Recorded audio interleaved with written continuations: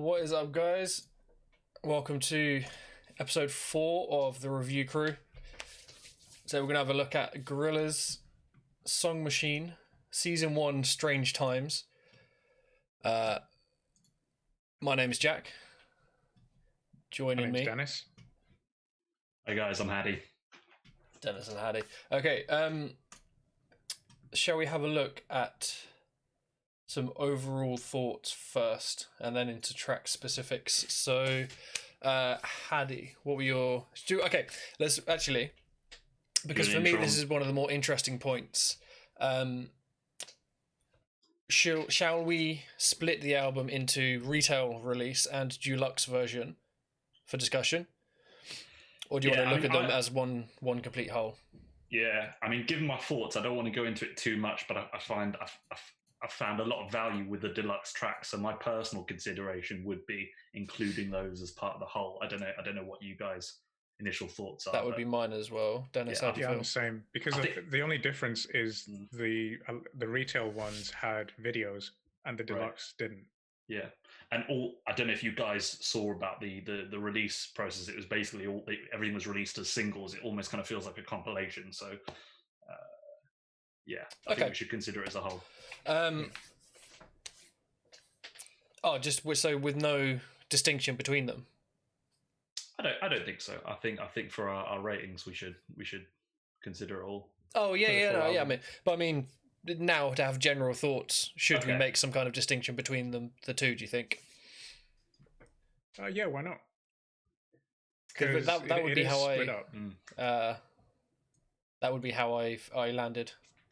Because the album as a concept is like a season, and I guess the 10 tracks or 11 tracks of the season 1 is the proper season, and then the deluxe is bonus. I think there's even a track that was released in Japan that wasn't released anywhere else. Yeah, I see it. Taxi Back to 80s Reykjavik. I didn't listen to that one. Neither did I, yeah. Had I known, I would have. Yeah. I've missed out now. Oh, no.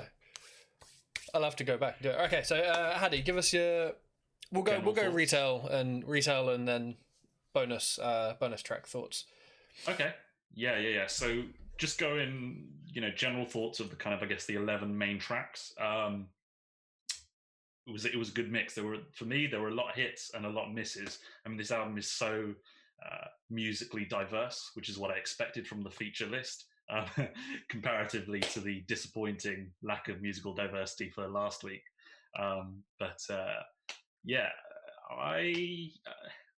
Overall, I would say I liked it. There were tracks that I really liked that obviously we'll get into. There are tracks that really put me off and really struggled to re-listen, but it was an interesting album. I never really listened to Gorillaz Gorillaz projects as a full album before, so it was interesting to get that all at once.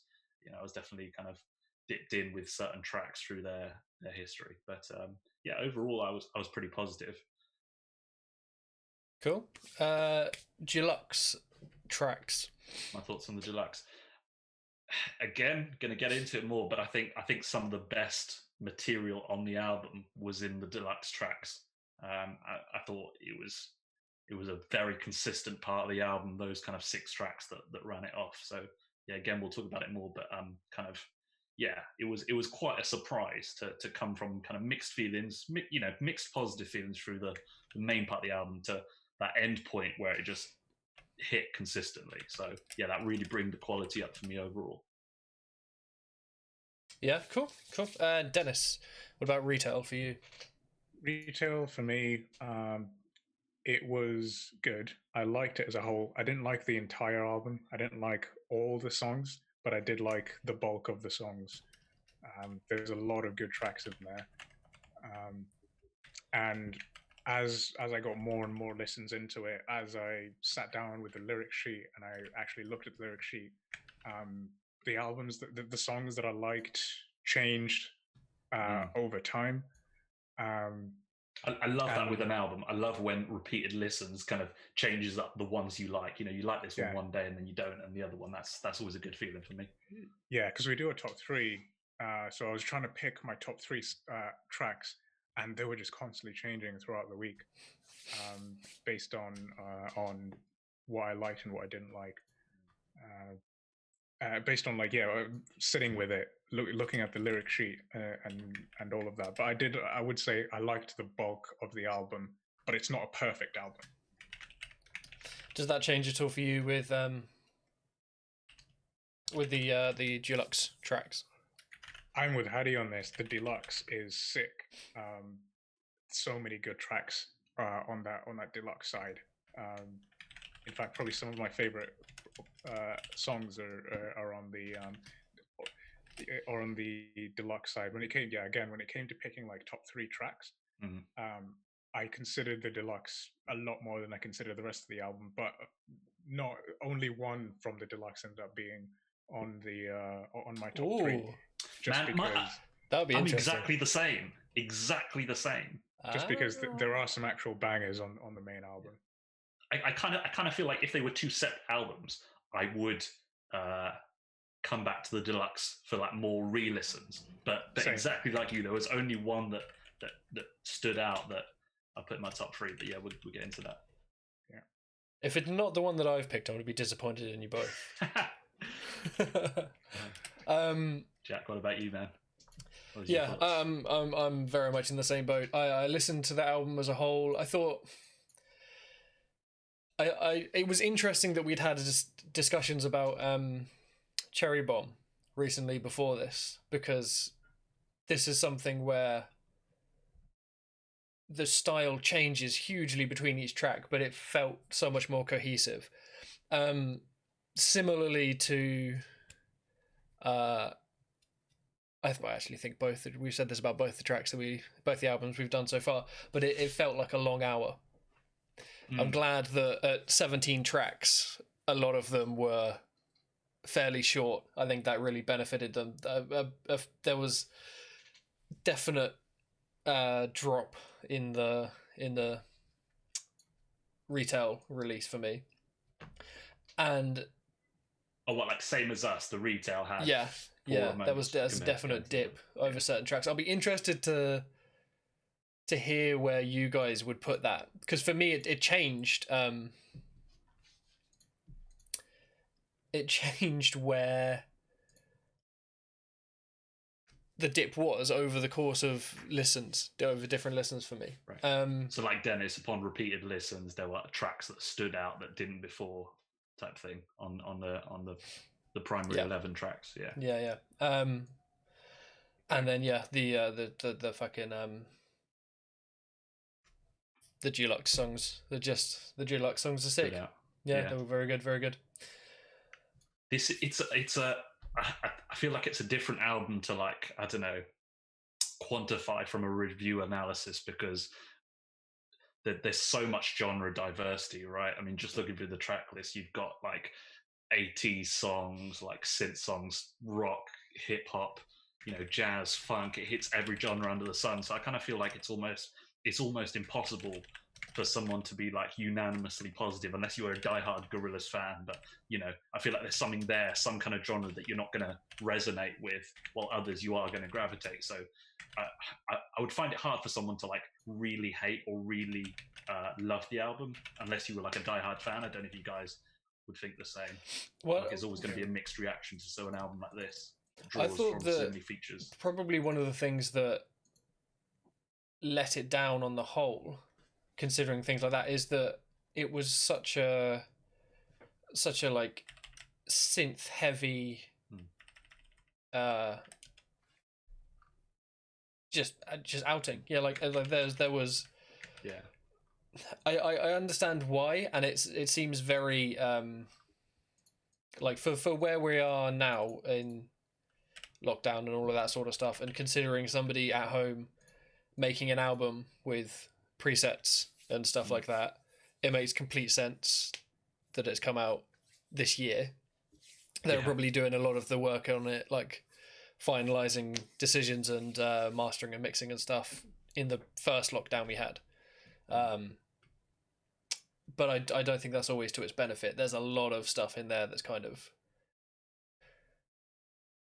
not detrimental to the tone of the song, but it doesn't always glue together as coherently as it could do. Like the musical elements, sometimes you found there was a clash. Yeah. I know what you mean. There were definitely, and again we'll get into it with the tracks, but there were definitely some songs that I would say almost felt unfinished. Me. Like kind of they felt like ideas, but I don't know whether they should have been released in their like current form that we hear them. I think the pandemic and lockdown had something to do with that, because I know from looking at interviews, this album was recorded kind of in two different locations. So before March, before the lockdown, it was recorded in Damon's home studio in London, presumably. I think in London, yeah. And then he moved down to Devon with Remy, the producer, and they recorded the other half there. And I think they did little bits going back and forth with people remotely as well. Dude, I was going to say, I mean, I know obviously these days, like you can collaborate virtually, you know, so much stuff is going to be emailed, but I just love, I've got this thought in my mind of like them moving to Devon and like Damon Albarn calling up like Schoolboy Q and someone and be like, yo, you want to come to Devon? I think that was actually recorded in London though. In London. Well, that makes sense, right? But if he was like Devon at Schoolboy Q's like, Devon, what? Like JPEG Mafia or someone like that. It just seems surreal. Just imagine that happening. Yeah. So to me, like the album as a looking at it like a whole, it reminded me, and some of the lyrics kind of backed this up. Although it's always hard to judge when the lyrics are about relationships, because it's just such a gone over area to write lyrics about. But it seemed like the story of a relationship. But it could also have been just any like reflection upon time spent somewhere or with someone or something like that. Because you had the start of the album, it seems very kind of honeymoony, very sweet. The middle album is where, for me, that bit of that kind of disjointed stuff comes in, where stuff isn't working quite as well. And then at the end, it seems like, you know, they had a bit of a party and they reach that acceptance stage and move on. It reminded me a bit of A Grand Don't Come For Free by The Streets. Would you guys kind of agree with that summation? Does that clash? Yeah. And an arc. It kind of, looking at it, it does kind of make sense that way, because yes, I thought Strange Times and Valley of the Pagans were like just standard middle of the road pop tunes. And then, you get into like really heavy subject matter with like Aries, Friday the 13th. Those are sort of really sort of heavy, depressing songs. And then towards the end with Désolé, Momentary Bliss, it's sort of like you've gone over the stages of grief and you're coming out of it on the other side. Yeah, I know what you mean. It was definitely that kind of heavy bit in the middle. Like I said, that was probably like the weaker, one of the weaker sections for me. There was a run of 3 or 4 tracks in the middle, I guess, where it got to that heavy, dark place that I wasn't feeling too much. But I don't know. I kind of feel like with you guys talking about it going on a journey, I would probably say, or I would have the opposite opinions, that I found due to the fact there was so much musical diversity and different artists talking about different things, I found that it didn't necessarily gel together. To me, listening to this, it every time I listened, it felt like I was listening to a compilation, and that's not a bad thing. I mean, I love an album that has a concept or a unifying theme, but I just did not get any of that here with like the lyrical content as well as the musical. So, you know, I had like, you know, kind of compilation. I was in compilation zone when I was listening to it and trying to take it in that kind of frame of mind. Yeah, I don't think that's entirely wrong to view it like that. To be fair, that's I think a lot of the way that I viewed the themes, or putting a storyline on it, is from like it gone back a long way to give it that scope to see the whole work in a very much more like abstract way, rather than actually approaching each song and trying to put them into a specific order or box or something. I think it's weird though. One of the things that unifies it for me and stops it being such a compilation thing was all the synthy stuff. But tracks like, I'm gonna have to look it up because I've only got 9. So stuff like Dead Butterflies has a heavy kick and bass line that comes in really early on. For me, that could have been held off on for so much longer and had a lot more impact, particularly with where it sits in the album. But it's almost every single track is very, very synth heavy and very, very electronically filled out during the retail release. Yeah. But then when we get to the tracks on the deluxe release, there's so much more space for all of these ideas to breathe, and they're much less cluttered. They seem much more joyful in their kind of exploration of small ideas that are built up or given time to shine. Yeah, it's not really, as an album, it's not really playing up to the kind of whole virtual band type aesthetic. Like I said, apart from kind of near the end and at points, like you said, it does kind of feel more than any of the other like records or bits I've heard from there. It feels like a Damon Albarn's collaborative project as opposed to Gorillaz as a band. So I don't know, maybe that would put some people off that were going towards that maybe older sound from them, but they actually sounded like a band. Yeah. But that's the nature from having such a collaborative album. I think you're gonna have all those different draws again, like we were saying with like what was it, Cherry Bomb, where when you bring in all these collaborations and co-writers and whatever, it's going to be sporadic or all over the place.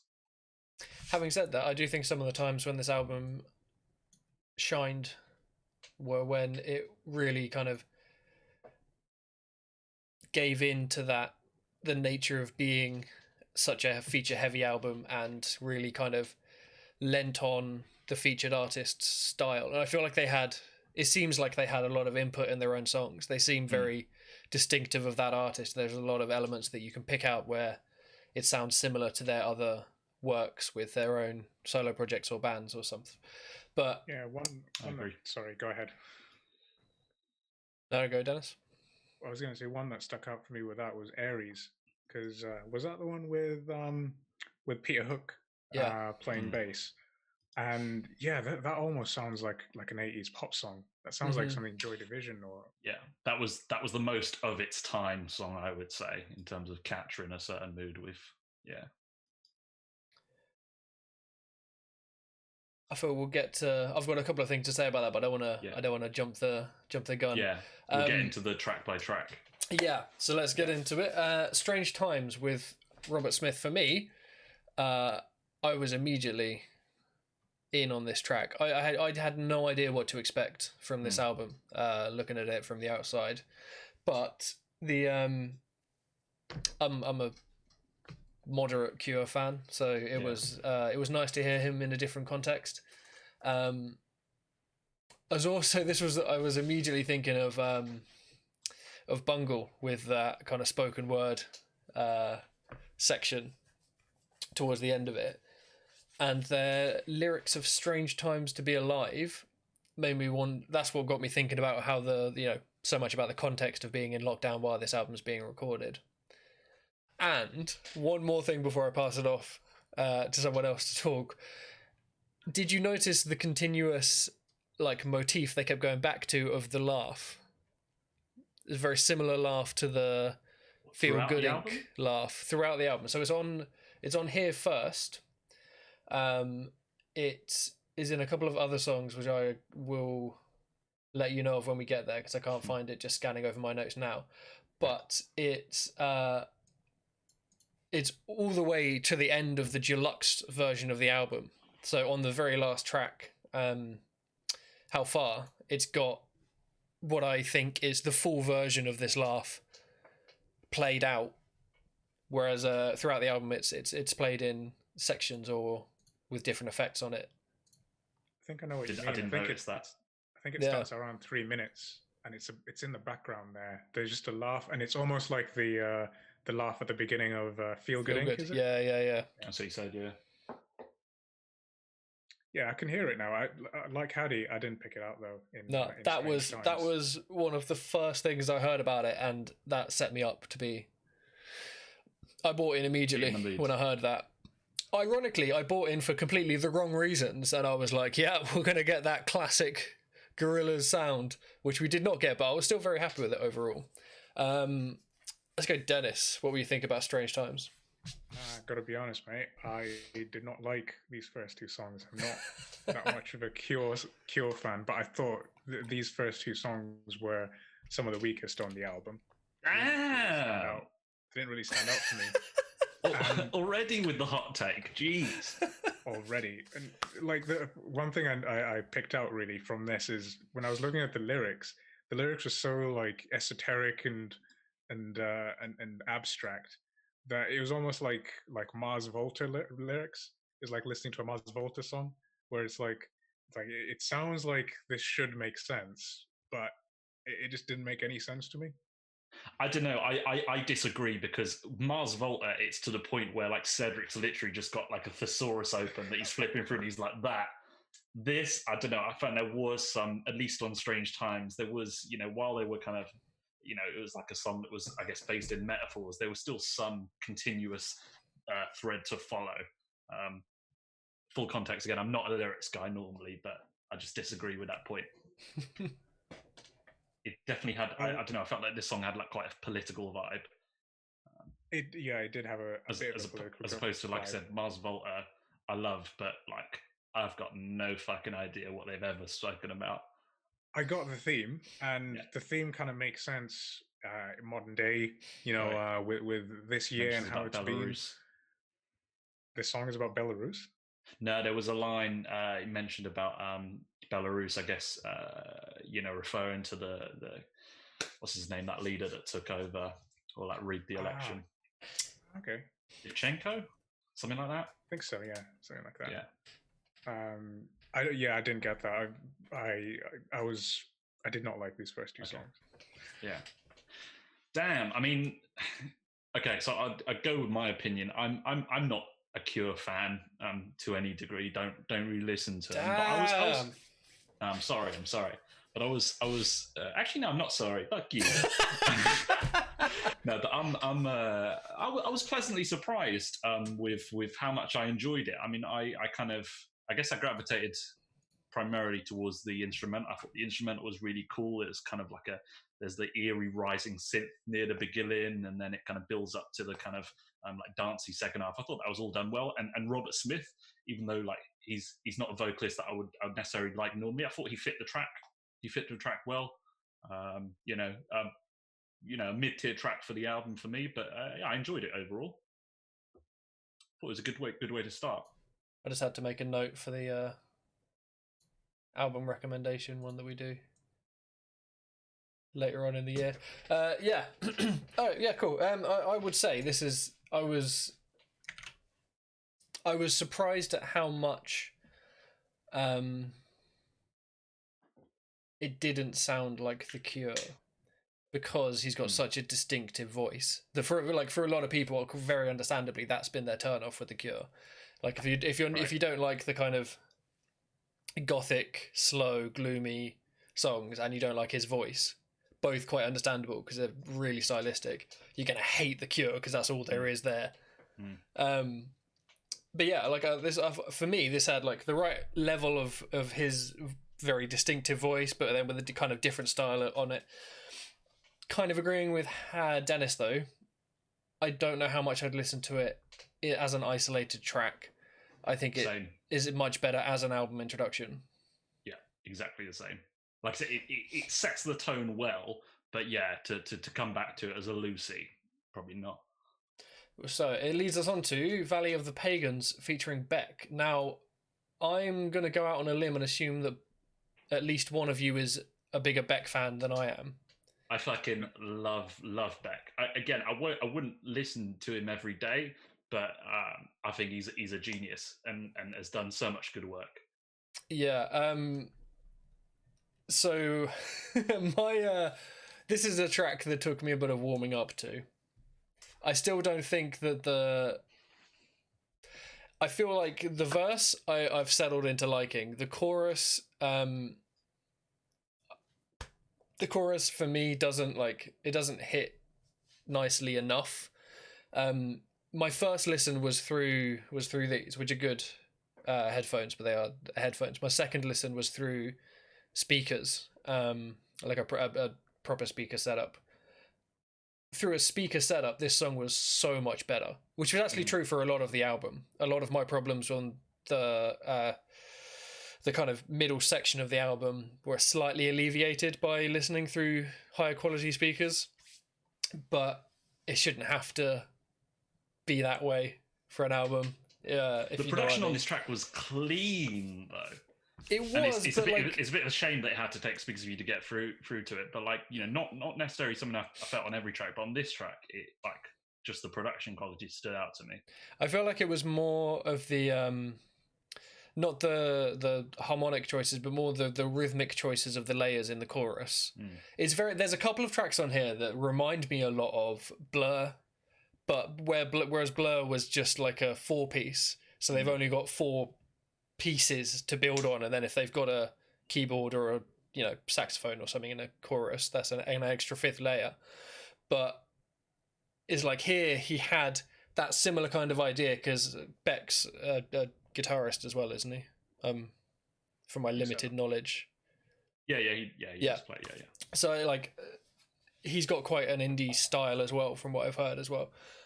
So I can imagine they both had that kind of idea, but then because they had so much choice with how the production went on to be developed, it didn't end up sitting as rightly with me. Well, the only thing that I could really fault with this track, just while we're on production, is it kind of, the song built up in intensity as it went along, right? But I kind of felt like there wasn't enough of like a sense of dynamic, so it kind of really like built up to the end and to the final chorus. But the kind of, I guess, like the volume of the track was kind of in the same place. It was a bit too compressed. I kind of felt like they were building up that crescendo and that kind of tension and release. They could have done a bit better with like the dynamics. But that's the like nitpick, the production side. What about you, Dennis? Well, I have no idea how to produce a track, so yeah, no opinions on that side. But like I said, these first 2 tracks don't really stick out. I mean, they work as like introductions to the album. They work on the album. They're good pop songs in general, but I think the rest of the album had bits in it that I could pick out that I liked, that I enjoyed, whereas with these first 2 tracks, there wasn't so much that I could pick from, and we'll get into that as I go into like some of the other tracks. I can pick out, I like the vocals on this part, I liked the drum beat on this part, I like the bass line on this part, but with this there wasn't particularly any one thing that stuck out. Is that your synth in the background? Oh, yeah, that was an ominous. Yeah, sorry. I've muted the stream, but not you guys. Because I'm recording desktop audio. I can never re-listen to stuff live while we record. I was trying to sneak some in there. Yeah, fair enough. It I feel like I gave it a bit of a harsh time the first time round, but it won't be a track that I'm desperate to go back to listen to. That's these first 2 tracks are like that. That they're not something that I'd come back to listen to. But the rest of the album, there's plenty that I would be in the shower and it would just pop in my head, and then I would just have to go and stick it on. This song's the perfect shower song. It is. It's a pop song. Did you get yourself clean as fuck?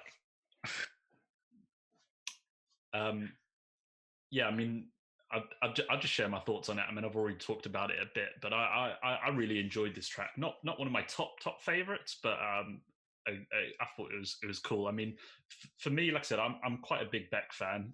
He's got such a huge discography, so that's an epic undertaking if either of you are going to explore it. But this track kind of, I would probably say, yeah, Beck's definitely errs on the side of kind of more like kind of acoustic-y, stripped down music. But there's one album he released called Midnight Vultures years back, where he had like a kind of upbeat funk sound throughout the album. I don't think he's ever done an album like that, but this song kind of mirrors that. And that album was like my favorite Beck album. So it was great to hear him in the context of doing that kind of like funk upbeat sound that I loved. I thought was his peak creativity. So I think for me it was a good, almost like a nostalgia factor. It's like, oh, I've got Beck's voice with with this genre. It kind of brought me back to like enjoying that album back in the day. I mean, I like their chemistry. There were points here where Damon Albarn kind of and the feature didn't gel well in terms of vocals, but this track I thought they gelled together perfectly. So it was good. It was good to hear them both kind of singing together. I like some of the lyrics. I mean, there was a lyric in Beck's third verse. I think he goes, "She's a plastic Cleopatra on a throne of ice. She's a hemophiliac with a dying battery life." I mean, a bit ridiculous, but like, I don't know. It kind of strung the words together in a funny way for me. Like I said, my only gripe was maybe the kind of sense of dynamics of the production, but I thought it was a really good track. You were a bit biased going in, actually, because you're already like a Beck fan. Yeah, I would have personal bias, but I mean, the one thing I would say on that is there were a few artists here that I do like, and their feature I was gravely let down. Well, I don't know, maybe gravely is too big of a word, but trust me, I don't have the bias in terms of, okay, this is an artist I like, so I'm going to like the track. There were some letdowns, but this wasn't. This lived up to it. Again, I agree with you. My personal bias was probably from it was the style of Beck that I liked the most. I did have that as well. That I thought some of these guys, I was hoping the song their contribution would be a little bit better. But it's similar to what you were saying at the beginning when you gave your summary for the overall album, in that when coming into this, because there's so many like collaborations, that there could be certain songs, and there's also such a variety of different genres. There could be certain songs that you prefer over others, which is why it's so hard to like the album as a whole. Yeah, 100%. Yeah, exactly. That's what I mean. It's kind of like I feel like the general consensus of listeners are going to sit in that middle area somewhere, as I did, and yeah, it seems like you guys did as well. Yeah, that's my thoughts. That's my thoughts on track 2. I think that's quite summative. I think we've kind of fallen so far generally positive, but you can see our preference for the feature, which would be quite interesting for track 3, because I have no idea who Lee John is. Does anyone else? Me neither. No. I thought he killed it. Killed it. Yeah. He went in. He killed it on the vocal stage. Yeah, his vocal tone was amazing. Yeah. I was instantly sold, and I thought it fit the style of the track really well. I like I say, have no idea if this is kind of the normal stuff that he does. Yeah. But yeah, he sat on top of the fuller, cloudier synths really nicely, which some of the other features got slightly buried in the production in that way. Now he stood out. Yeah, no, his performance was sick. And that's the thing. This is exactly what you want from like a feature that you don't know. I think if a feature makes you get into the vibe of, oh, I need to check out their solo stuff, I need to keep a note of them, right? And you discover them from someone else's album. You've done your job perfectly. So fair play, Lee John. Mm-hmm. And that damn bass line. You gotta change that shit. Who the fuck's artist name is Lee John? Anyway, sorry. And 3 E's. Dude's gonna be writing songs like Anderson .Paak talk about how he's paying for the dot. Yeah. This guy's gonna write about that 30. Dude sounds like he just plays darts around the local pub. Like, he needs a name change, because motherfucker's sounding like Marvin Gaye. That's true. You know, just speaking of the streets earlier, if he bowled up with a upturned collar on a polo, I wouldn't be surprised. Yeah. Guinness in one hand, pool cue in the other. What about you, Dennis? What are you feeling about track 3?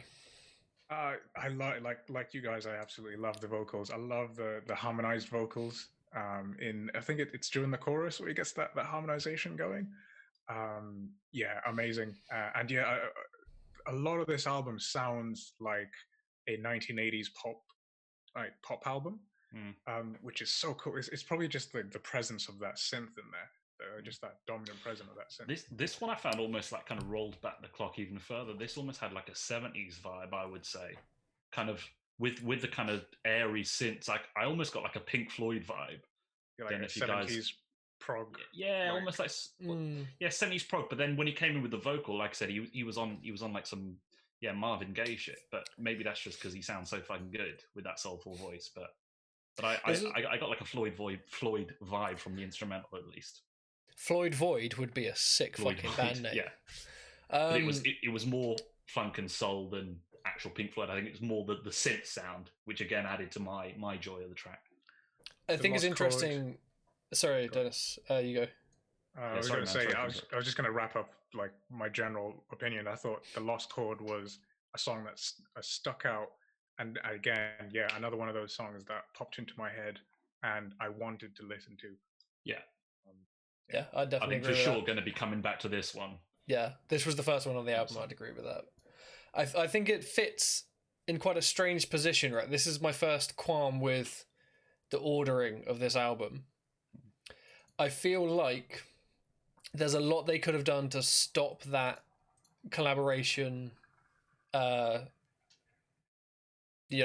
it feel like a mashup album. I feel like there's much more they could have done to counteract that. This back having to our that track reordering. We need to make it a repeating section of the show. Yeah. But this into the next song is a nice crossover of styles, because like you're saying, it introduces some soulful elements, some more R&B type things, but it's still got a very like 70s, not quite rock, but almost like rock theory basing rather than a different genre, before you get into that Pac-Man with the Schoolboy feature.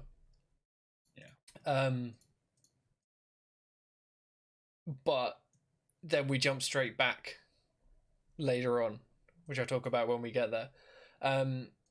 Any final words on Last Chord? Just shout out Lee John, man. Yeah. What like one of the standout vocal performances. Like I said, in the end bit where there's the kind of big like orchestral kind of build up, and he's just like I said, he's channeling Marvin Gaye for me, like there. So yeah, awesome, awesome feature. I think Lee John was actually quite famous in the 80s, so it could be that he precedes us, as in. It's before our generation. I think he was part of a band called Imagination that was huge back in the 80s. Yeah, there's probably some Lee John fans that are screaming at us right now. I've just googled it. These youngins, like, what do they know about music? Yeah. Born in Hackney, though. You don't imagine it, like he was educated in New York, but you don't imagine a voice like that coming out of Hackney, do you? No, sir. Oh, he's from London. Yes, but it says he was educated in New York, so I don't know how early on that started. But yeah. Top 5 track, I would say. I'd probably agree. Yeah, we'll get to it. Should we move on to? So Pac-Man was a track that I was looking forward to, and I think because of that was a track that has slightly underwhelmed me. I think that Schoolboy came in, put some good shit down, but I feel like on the whole, the track didn't grab me. I feel like you didn't like the beat. Well, no, because I feel like the beat works best in contrast to the vocals, which happens a fair amount on the album. And together they work really, really well.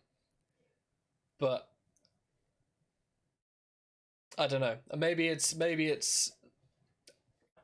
an overly harsh first listen, because definitely on the second listen, it was much, much improved, and obviously I can hear more elements of the beat clearer the second time.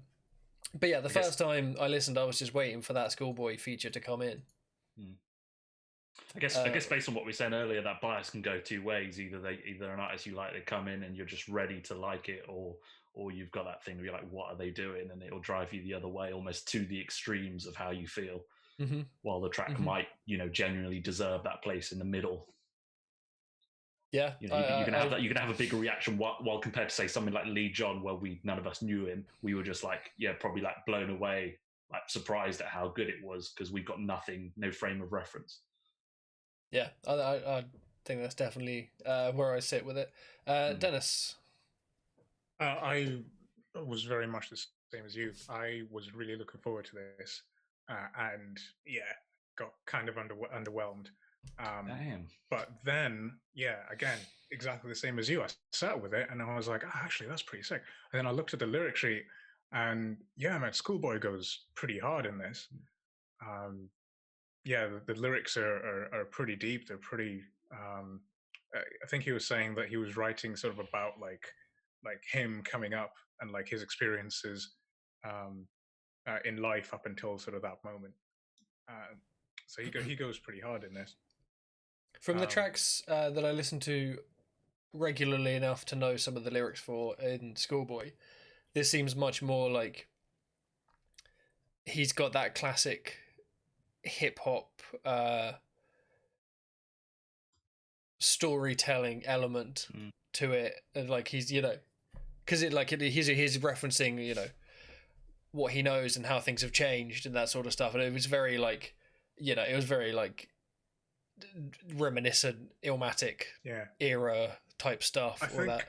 That's one of the cool things I quite like about Schoolboy in general, because I wouldn't say he's one of my favorite rappers from like a technical or ability perspective, but in terms of like the content he puts in, he finds a good marriage between kind of like sounding like a gangster and talking about that life, but also blends it with like kind of introspective, kind of self-reflective moments, which he does a lot in this track. So I think he has a good balance of those two sides, which is one of his key strengths. His delivery is great as well. But I'm a big fan of Top Dog Entertainment in general, which is not Tyler, Kendrick Lamar's crew. You got Kendrick Lamar, you got J Rock, you got Schoolboy Q, Absol, that sort of that crew, and I think a lot of the Top Dog guys are like that they do have this sort of thug element both sides to them, and then they're also rappers. Like you get a lot of that on one of their sort of first collabs, which was Black Hippie, which is I think they've got a couple of albums as Black Hippie, but the self-titled where they all come together, and they loads of them are collaborating on loads of different songs. You're right, I think that's that sort of story, but at the same time street, and at the same time pulling from your experience, is sort of like a Top Dog Entertainment like style. Yeah, with like slight variations between each of them to stand out. So it's definitely like J Rock is much more street, right? Like Kendrick is much more sort of like pulling from his experience. Absol could have very easily just gone into a career as an Eazy-E impersonator as well. Well, based on how he looks, or his rapping. Well, I mean, you probably not from how he raps. Okay, because I was going to say that's a hot take. Yeah, You're going to say from a rapping perspective. He's at least one step above. Actually, instead, maybe not in delivery, because Eazy-E's got one of the greatest deliveries of all time. Right, most distinctive voices in rap. Classic delivery for like a mediocre rapper. If that. Let's be real. If that, and that's even with fucking Ice Cube's lyrics written for him. Yeah. Anyway, we're digressing on the major. Should we? What are you doing over here, by the way? It's. I can't stop thinking about it. What are you fiddling with on the right side of your desk? Oh, sorry. Was there noise? No. Your hand. Your side. Oh, it's just a guitar pick. Your hand just keeps disappearing off to the side. It's been driving me nuts trying to figure out what it is. Endorsed by Jazz 3 Dunlop, guys. I would recommend it. Oh, nice. I've got a few blue tacked to a tray back there. Don't know if you can see it. Okay, track 5. Is it now? I think. I still got some thoughts on Pac-Man. All right. Just some brief thoughts. So, I had the opposite reaction to you guys. I fucking loved this track. Loved this track from the beginning and with repeated listens.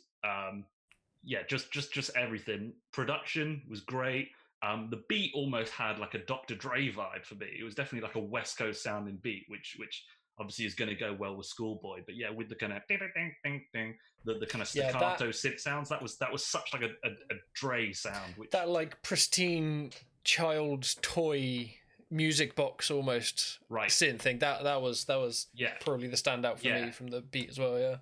Yeah. So love that. Obviously, you got a West Coast beat with a West Coast rapper, and then the raspy bass sound. Just all of the instrumental elements were perfect.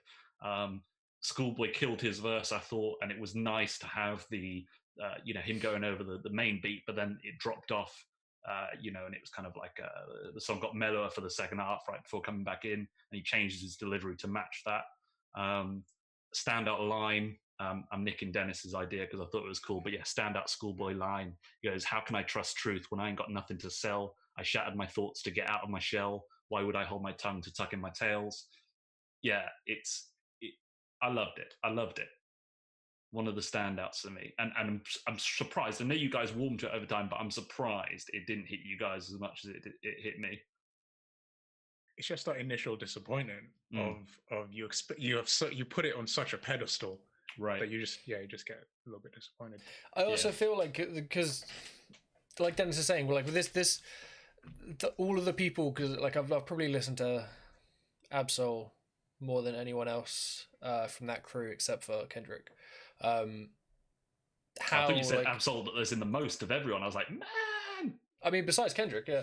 Okay. But I probably listened to him the least. Because like how out there they can be and how different they can sit on a track, and not how like they've got. I'm just trying to think.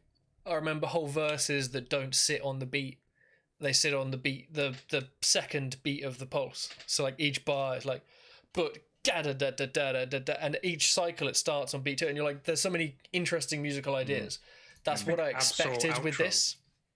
Oh, that's one of the best tracks on Section 80. Yeah. I think it's kind of syncopated and it's offbeat and yeah. That's the sort of shit I expected with this. Whereas if I had no preconception of what it would be, I would probably have, like you say, I would have loved the West Coast vibe and that classic gangster rap sort of shit. Yeah, that shit always hits for me. I can see how you guys would drift in that direction, but yeah. Okay. Chalk Tablet Towers featuring St. Vincent. What's your guys' thoughts on St. Vincent? Minimal exposure to St. Vincent. Same. This is my first exposure to St. Vincent. I love St. Vincent. Yeah, you've recommended before. This was one of the features I was most looking forward to be honest. I have to say, I listened to one track and was not sold when you previously recommended her. Well, okay. Oh, it was one I told you to listen to, was it? I don't think so, no. I think you just... We were having a conversation about something else, and she came up. Well, the one thing I would say with St. Vincent, just before we get into the track, is she's definitely an artist who's developed, and each album has sounded different to the other. So depending on the kind of genre you would want to go into, you'd pick the album based upon that, or I would say, because she's definitely had albums where I don't re-listen due to the style, and other ones that I just, I could always listen to at any given moment. So yeah, she's quite a varied artist, and is probably going to polarize people depending on kind of what sound she wants to delve into. I tell you what, I'm going to set you a task here for our recommendation lists. If you've got 5 outside of St. Vincent, make your list as you normally would, but give an honourable mention to whichever album you feel will grab me the most. Yeah, definitely. Because I'm willing to give it a chance, but for me, this wasn't an instant grab either. To be honest, I was a bit like, when I first heard this album, I was the first 2 tracks. I was like, "This is cool," like it's not horrible, but it's not great. Lost Chord was a definite high note by this point. Then we went back into Pac-Man. I was like, it's a sound I've heard before. I'd like some more experimentation. I was I'd like some craving more, that sir. bungle. Yeah. More, please. This was like another step back to mainstream. With like, it felt very poppy and very It was the like poppiest track so far. yeah, yeah. Which was again like another massive jump in tone. So I would have put this before the Lost Chord, in between Valley of the Pagans. Just to group those tracks together with the same sound. So we get Strange Times, Valley of Pagans, Chalk, Tablet Towers. Then we get Lost Chord as that transition into Pac-Man, into Pink Phantom, which we'll talk about afterwards. Yeah. It didn't sit that nicely for me where it was in the album. If you think place somewhere else, you might have come into it with a better mindset. Yeah, if I hit this after that Beck track, because it's like based off the same kind of theory, I feel like I'm more open to it. But coming to this after the like whole West Coast scaled back balance of different registers with the really heavy bass and the top like pristine, clean, trebly sounds, I wasn't in the right place for it. But you're right, it is jarring. I'm not a big electronica pop fan anyway. It might not have. I might have been destined not to. I'll save that in the memory bank when I give you the recommendation, because she does have a lot of stuff that's in this similar vein, but a lot of stuff that isn't. I can get along with some of it, but it's definitely, I would never shout it out as my top 5 genre or something. I'm gonna go to Dennis first, because I feel like I can predict some of Hattie's responses to it. But yeah, Dennis, what were your thoughts? Don't miss me out though. Don't miss me out. I'm going to be quick so that you can actually get to Hattie and not forget. Fuck him. I'm almost exactly the same as you. I thought this album was really, really poppy. It sounded like just standard 80s pop to me. I would put it I would rearrange the album and put it exactly where you said it. That way, you've got this initial chunk of like pop music, and then you go into Pac-Man and something else, something different. So I would mirror like your opinions exactly. Like this isn't a song that I'm going to come back to, but at the same time, it's an alright pop song. Okay, it's not where you would gravitate towards, but does kind of what it intends to do. Would you say? Yeah, Again, I'm not similar to Jack. I'm not much of a sort of electronica pop fan, but it's not a bad song. It's not. I can see someone enjoying this if they're into sort of electronica pop music. If they had bad music taste. I'm kidding. So, all right, we've just heard how I was right in every single way. Hattie, what type of defense do you want to put up? Okay, so listen, you guys are actually some presumptive motherfuckers, because this track, by the time I got to it, was, upon first listen, I thought it was the weakest track so far. I was not hot on this track at all. So, there were a lot of elements that didn't work with me. Like I said, it's the style of St. Vincent I don't like as much as some of her other stuff. So when it came in, I was a bit like, okay, she's going to do this thing. But overall, I wasn't that impressed. There was kind of, Alban had a weird kind of auto-tune on his vocal that I didn't think worked that well. The chorus is really kind of boring and repetitive. St. Vincent, I thought, was actually underutilized. She was kind of, the only time you'd really hear her is when she was like chanting or doing the those backing vocals were like, it seemed like such a missed opportunity, because they hit really nicely. Like you're saying, I didn't like his vocals on this track and a couple of others as well. Yeah, definitely could have been used more. That's the thing. She's such a great singer. When she wants to sing, she's great, and she definitely has kind of a sound, like a very recognizable sound. So it did kind of feel like this. She was just in the background. I think because she plays guitar and writes as well. She, I can tell from this song that she would have had a big contribution in terms of the writing of the song, just from what I know from her. But it didn't feel like she was up front as a feature, which was disappointing. So. and just generally the structure of the song, it just kind of plods along. It doesn't really develop. It's just the same note throughout. So I was actually really disappointed. I warmed to it a bit upon repeated listens, but it's not going to be one I'd come back to as a standalone. So yeah, probably what I was saying earlier, Dennis, when we were talking about kind of being really disappointed when you're excited for a feature. This was the first time that I got that. Interesting with what you say. If no one's got anything else to say about this track, no, good.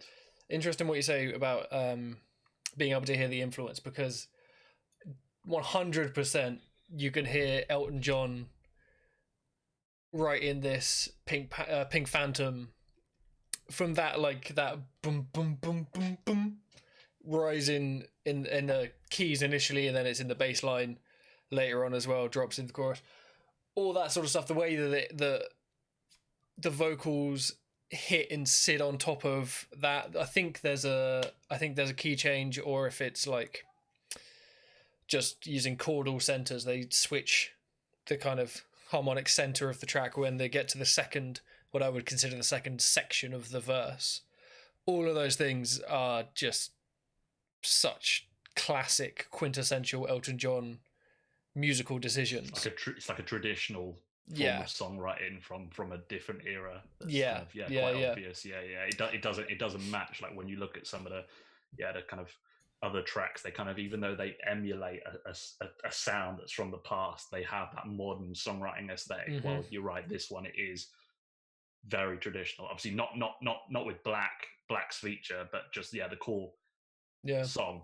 Yeah, but also how okay, it feels like it's taken years for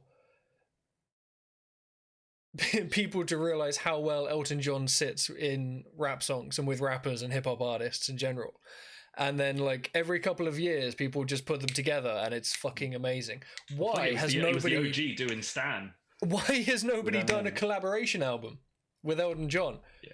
Or like a mashup album? Get me like any record label with decent rappers and give me a Collision Course, but it's Elton John and their rappers. Like Elton John's fucking great. Elton John's great. I don't necessarily know about your idea, but just generally Elton, I fuck with Elton a lot. Yeah. As a songwriter, he's put out a lot of fucking great tunes. Yeah, that's true.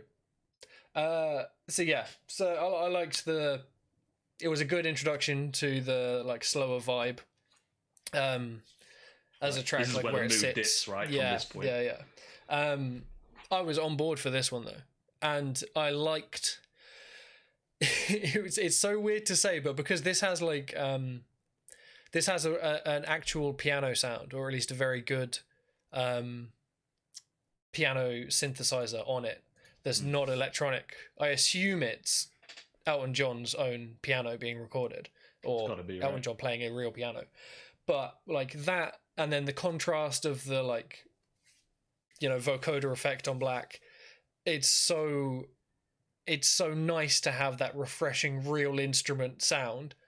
The dip in, I almost don't notice the dip in like the tempo and the generally lower level of dynamic in the track, just because of how much I'm impressed by everything else working together so well.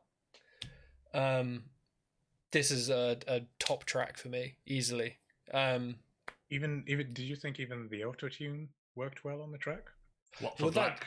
Black Circle, yeah. That's his kind of style, though. I've never heard a track where he doesn't sound like this. That's that's what I meant with the vocoder. Like, it might be auto-tune as well, but that's like, there's the auto-tune and there's vocoder, and they're similar, but they don't do the same job. But when they pair together, sometimes it's real good depending on the voice. Because like T-Pain can sing without auto-tune and vocoder, but the level that those effects take his voice to, I'm fucking down for it. I don't care if I never ever hear, if he does interviews with that effect on his voice, I'm down for it. The man could live inside that effect, and I'm down for it. But yeah, I thought it sat really well on the track. I really liked it.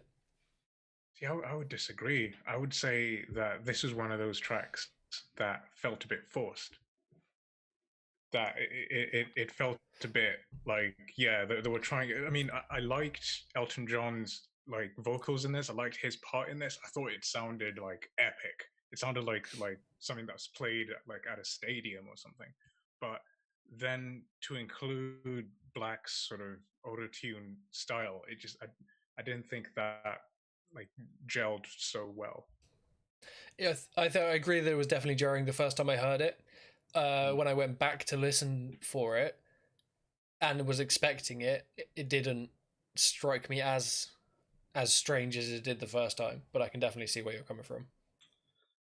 Yeah, so I mean, I'm on the same boat as Dennis, maybe even to a higher degree. This was one of the weakest tracks on the entire album for me. This I would disagree with that though. Okay, no. But no. Let me get into it. So yeah.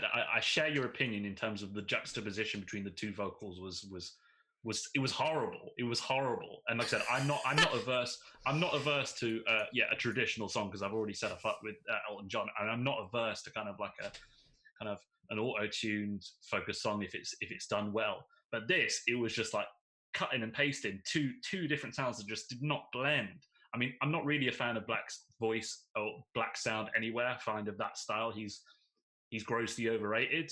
The guy just sounds half asleep most of the time, and he has no chemistry with Elton on this track. Like, this thing, they didn't do anything to meet each other in the middle. I felt like a lot of times, you know, on a lot of other tracks, the features, they kind of, even though they stand out as who they are as an artist, they kind of you know, almost felt like they got on board with the kind of overall style that the album was trying to do. But this, it was like two guys from completely different worlds just doing their own thing, trying to fit. It just did not mesh. You know, Black's just like, you know, drawling and like I said, sounds like he's going to hit the deck at any point. And Elton John's, you know, he's like super enunciated, like pushing his vocal, but it was too over the top. I mean, like I said, if I heard that on its own, maybe I'd get into it. But yeah, it was a horrible kind of mishmash of sounds. Like really, it was water and oil. That's what I would really say. have to disagree with that. Like, I feel like that's. I'm not going to argue that they gel and that they work well together, because they don't. They don't. I will entirely concede that, but I don't think that's to the detriment of the song. And I feel like it fucks the whole song up. For a lot of the other songs which have multiple features, like when we go to look at Peter Hook and Georgia, Kano, Roxana, like so many of them, one person is the dominant feature, and the other person is like, you have to look for their influence in it. You have to look for their part of the song. At least here, I agree, they're not like two halves of the same song, but I get two halves of a song, and I like both halves of the song. And the fact that they don't gel together into one complete song is almost not that bad for me. Well, no, it's definitely not that bad for me. I love it. If you like both elements, yeah, I know you said it was one of your favorites. I was going to say, if you like both elements, I can completely understand that. And, you know, at least you're acknowledging it didn't fit together. But for me, it was kind of like, it was like both, it was almost like a caricature of both artists. You know, it was like their styles pushed to 100%, and because they're so different, that was a jarring feeling that I could never like get away from upon multiple listens. So yeah, see, this is where I'm sort of like in the middle between both of you, in that I totally agree with what Jack is saying, in that like it's almost like you're getting two songs in one. But I agree with Hattie in that when it gets to like that end bit, like the last sort of third of the song, where they're really trying to bring Elton and Black together, that's where it's just sort of like, oh my God, like what is this? That's where it's like so obvious that this is just copy paste. It's almost like you had a track lying around and another track lying around, and you just thought, fuck it, logic those together. Yeah, I just couldn't get over the feeling of it being forced. You know, forced, like an idea that they were really trying to force together that could have potentially been two good ideas, but yeah, in especially my mind, like the rhythm in Black's voice is just so out of sync. With Elton's playing or with the verse, and yet they still try to like shove it in there. It just takes me completely out of it. He's just fucking gash, man. Fuck all you Black fans, all right? I'm a Black fan. Oh, are you? Shit. Okay, all right. I thought the self-title. I thought his self-title was sick. Yeah, no. For me, okay. I'm going to end this before we have an actual fight. But we'll move on. For me, to say the weakest part of the album starts from now for me before it puts itself back into gear. Same. I think So there's standout moments when I get to this track, that I I'm want like, to talk about. Here we go. Sorry. For me, for this track, Elton John is the dominant feature of the two. Yes. They give time to Black, but when it's the two of them together, my brain is just listening to Elton. So I feel like that might be my preference overriding some of the issues that you had with listening to it. But you've probably given it more of a fair, like unbiased listen in order to get that reaction. But yeah. What, me or Dennis? You. Okay. To have the individual reaction to each artist. Whereas I viewed it as it's all Black's just there kind of backing up. Yeah, Black on this track is the dude, that gets invited. No, he doesn't get invited to the party, but he turns up. He's like matey's cousin, and you're like, what the fuck are you here? Like, get off the table, all right? Anyway. So this is 80s electro is not my thing. We on Aries. With Aries, yeah. This it reminded me a bit of The Cure, which is probably just because Robert Smith was the first feature. But like you said, I get other 80s bands equally applicable as references here.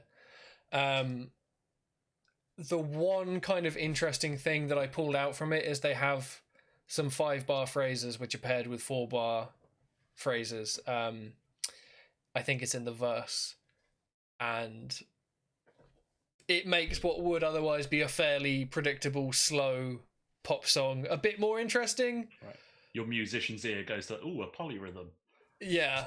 You're like, oh, it's a polyrhythm, but not over bars. It's a polyrhythm over like a verse. For me, this was a track where I was checking how long I had left until the end of it. I've even written possible skip track for later listens in my notes on the first listen. I don't think it's been that bad when I've gone back and listened to the album a second time and beyond, but it's still not one of my favorites. A downturn from the Pink Phantom highlight. Clearly. Yeah, real talk. Maybe if it didn't follow Pink Phantom, which is such a highlight of the album, it wouldn't have been so bad. I want to come to Hattie first because I like hearing when people agree with me, and then we'll go to Dennis because I feel like Dennis is going to give the opposite opinion. Yeah. So this is a rare occurrence in the world in which me and you do agree. This is another weak track for me. Like I said, a weak track amidst a flurry of kind of weak ones for my overall enjoyment of the album. Like this, I mean, we mentioned it at the beginning, but this track was the most obtusely like 80s sounding track, right? It replicated a certain time and it stuck there, and it didn't have the kind of blend of modernness that you might have got, with like say the Beck track or something. It was just fixed in a moment in time. And for me, that kind of 80s sound, not one that I ever liked. So yeah, I really didn't like this. I mean, just the compressed production, the kind of synths, the stabs, it was just so not what I would want to go for. And the chorus vocal, high time, get the fuck out of here, man. Yeah, I don't really have much to say, but I did not like this at all. Okay, Dennis, why are we wrong? You know me too well, Jack. You knew I was going to go. Yes, you out of your mind. Both you guys. And you didn't like the Beck track. What the fuck? This to me was one of the best tracks on the album, just because you guys are crazy. I tell you what, I fucks with that like 80s pop like sound, like that sort of synthy pop sound. I fucks with that completely. That's why I loved it. I thought this like would easily fit on like the Vice City soundtrack. I never put that station on, man. It was always Fever 105. Oh man, listen to that. What was on Fever? Like Michael Jackson? Was that Rick like the R&B? Yeah.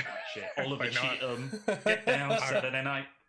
I was a Flash FM. I was Hall & Oates. I was all.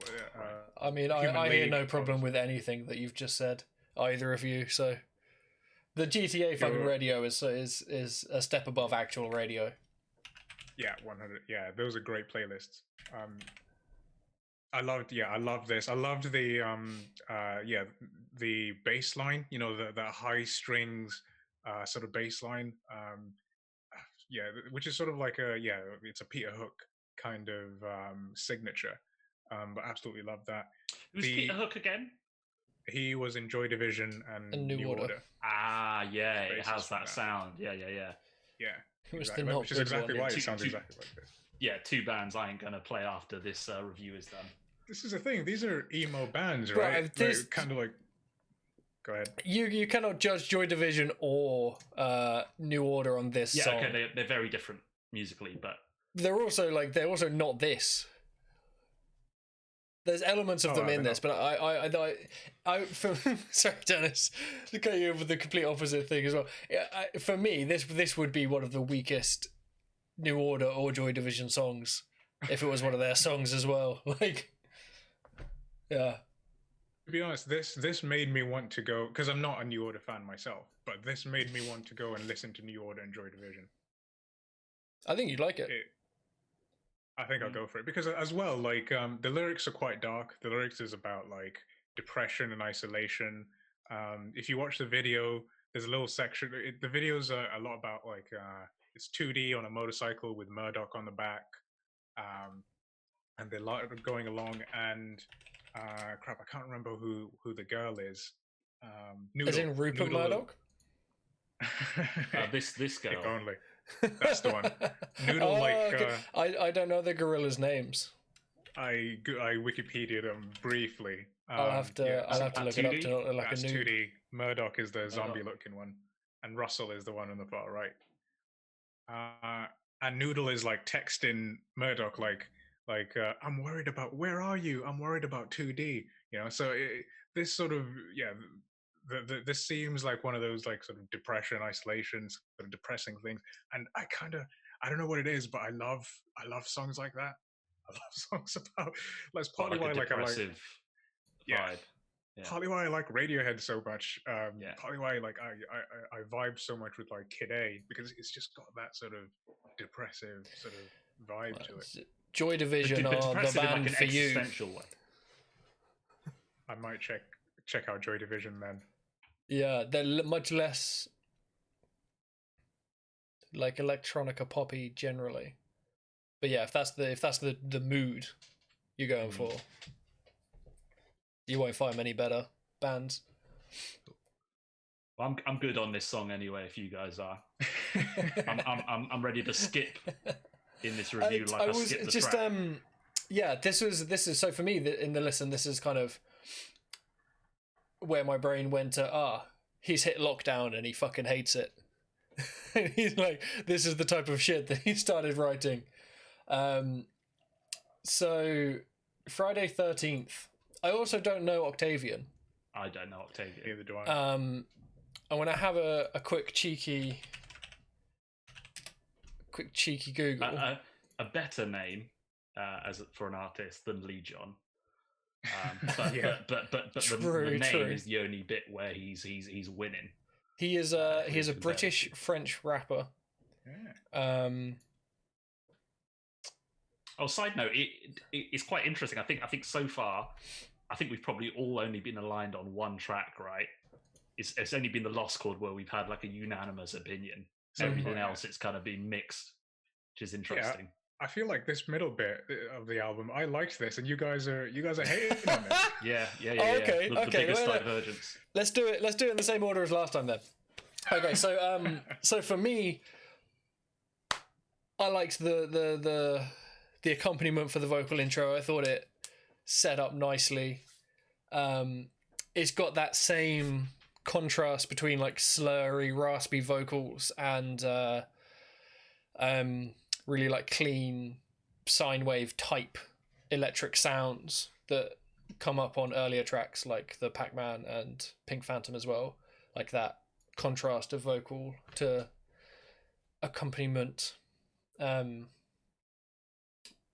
tones, I guess, timbres. the verses, this multiple times on this album, I'm thinking a lot of these beats would make a sick like beat track. If he wants to start selling beats to hip hop artists, I reckon he can, because like fire verse beat combination, the singing on a lot of the tracks when it comes in, if the guy's not a singer and they're auto tuning it, it's so weak. Like repeatedly on the album, it's a letdown. That's just the thing in general, though. I would say, like, kind of, you need to be a relatively competent singer to make auto tune work. I've always found it shouldn't be masking up a lack of talent or like vocals. Yeah, true. It should be an artistic choice on top of you've been able to sing. So I'd probably say it sums up that general use of the effect for me. I'd agree as well. I think for this, one of the reasons that the middle of the album is such a drop for me is that this song stays in one place tonally and rhythmically for so long, and there's one part right near the end where I was like getting a little bit excited again because they have rapping on top of the singing vocal, and I was like, they've got these two clear distinct elements that they've shown off, but they haven't brought them together. And I was like, this is the music teacher in me, because I'm like, you're missing out on marks for your coursework. You've shown two ideas, now put them together, show me how they work together. But they just didn't. They did it for one line near the end. That would have made, I feel like, such a big difference. But yeah, after Aries, which I wasn't feeling, into this, which kind of goes along one train of thought for the entire time and has like dips where there's auto-tune singing, I wasn't really around. I wasn't down for it. Let's go Haddy again. Right. How right am I, Haddy? Well, I was going to say you may be right at points, but I've made a huge mistake, guys. So I said Pink Phantom was the weakest track on the album. I was wrong. It was probably this. Actually, I'll flip flop between the two depending on which listen I had. But this was awful, man. Again, just 3 tracks in the row. And I'm not ever going to want to go back to. Like, again, like you guys both said, I don't know who Octavian is. I don't want to know. This guy was fucking terrible. This guy was absolutely terrible. I like, who is this guy? I've heard more coherent sentences spoken from fucking homeless people on the streets than listening to this guy's recording. It was god awful. The whole song was lazy. Like you said, Jack, not it plods along with the kind of same style without developing. Horrible instrumental choices. I think it's about a minute and a half in. At timestamp, he uses that cheap synthetic trumpet sound, which is a pet peeve of mine. Just a trumpet synth never sounds good, and that's here. Fuck me, man. This was a slog to get through, and yeah, I never want to hear Octavian again. The frustration in your voice. Oh my god. It was trash. It was just he's horrible sounding. I can't fucking understand what he's saying. The like I said, the instrumental elements weren't great. The song didn't develop in any interesting way. It was just a bingo board of bad songwriting and songcrafting. I don't think it's fair to say that he's horrible sounding, because I agree. Trash. I agree with Jack in that I really liked sort of the contrast between his sort of his voice tone, that sort of like trebly, raspy, yet sort of like lazy sort of sounding. He makes black sound hype. It's along that vein. It is it's not quite mumble rap, but it is almost a level of like mumbling. It's like this low effort thing.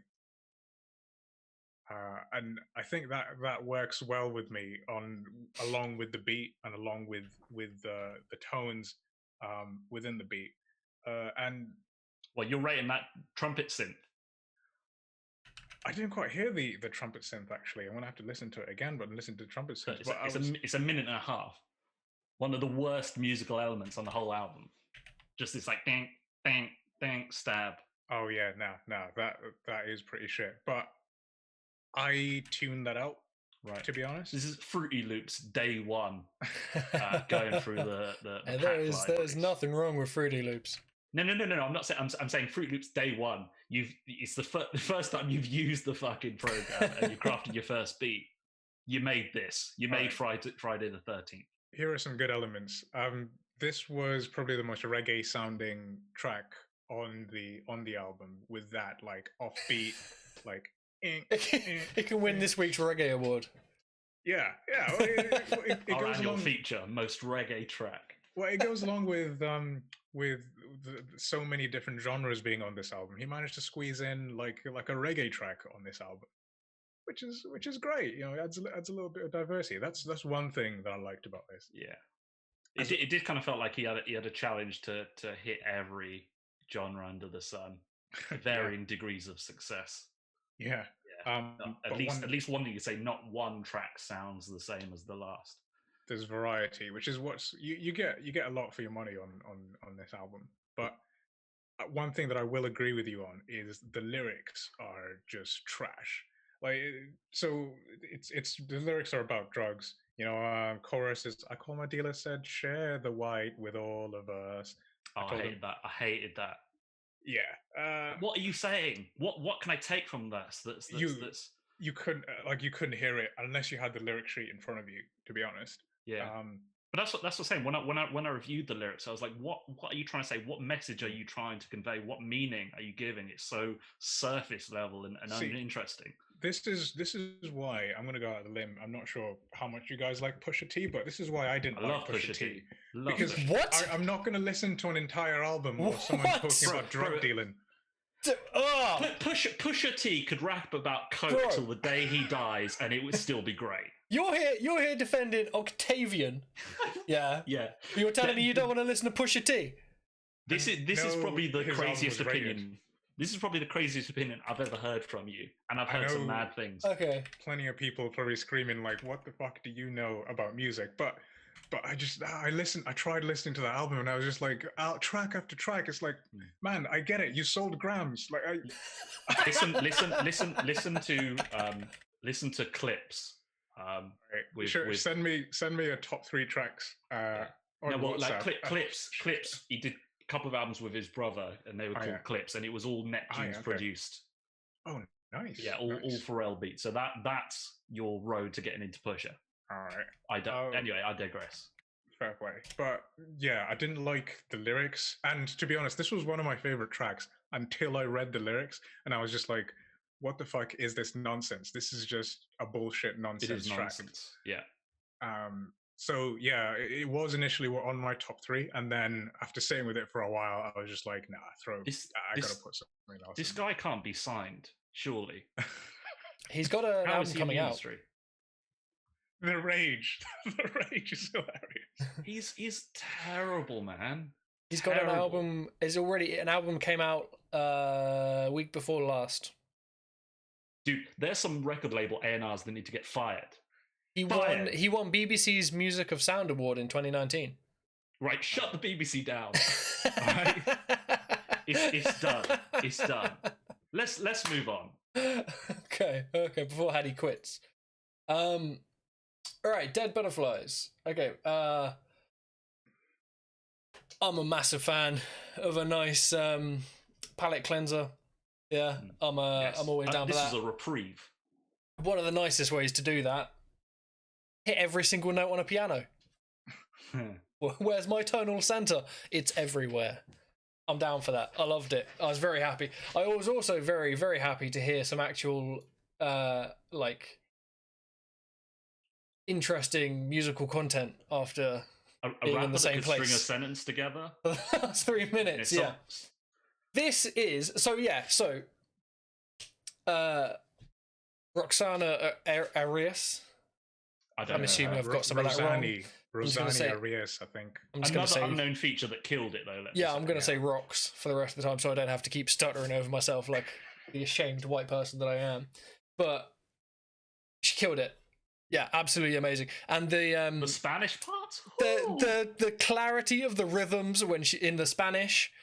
I love that. So refreshing after that last song. I was all for it. Kano absolutely kills it when he comes in, drops in brilliant tonally, lyrically, rhythmically, sits on the beat incredibly nicely. And that's one thing I want to say. Sorry, go on. One thing I would change before I pass off to you, Hadi. This is what I was talking about earlier, where it almost felt overproduced in a certain way, because had they held off on that kick drum and the bass coming in until Kano's vocals came in as well, and then they just slapped you in the face with all that fucking goodness in one go, oh my god, this track would be best on the album just for that payoff. I think it was a Mike Will Made It beat, you know, the producer. Give me that again. No, I'm not familiar. Mike Will Made It, like all one word. He's quite like a popular like hip hop producer. Like Mike Will Made It. I see. So yeah, I think he produced this track. Well, mad props to him if he did. This was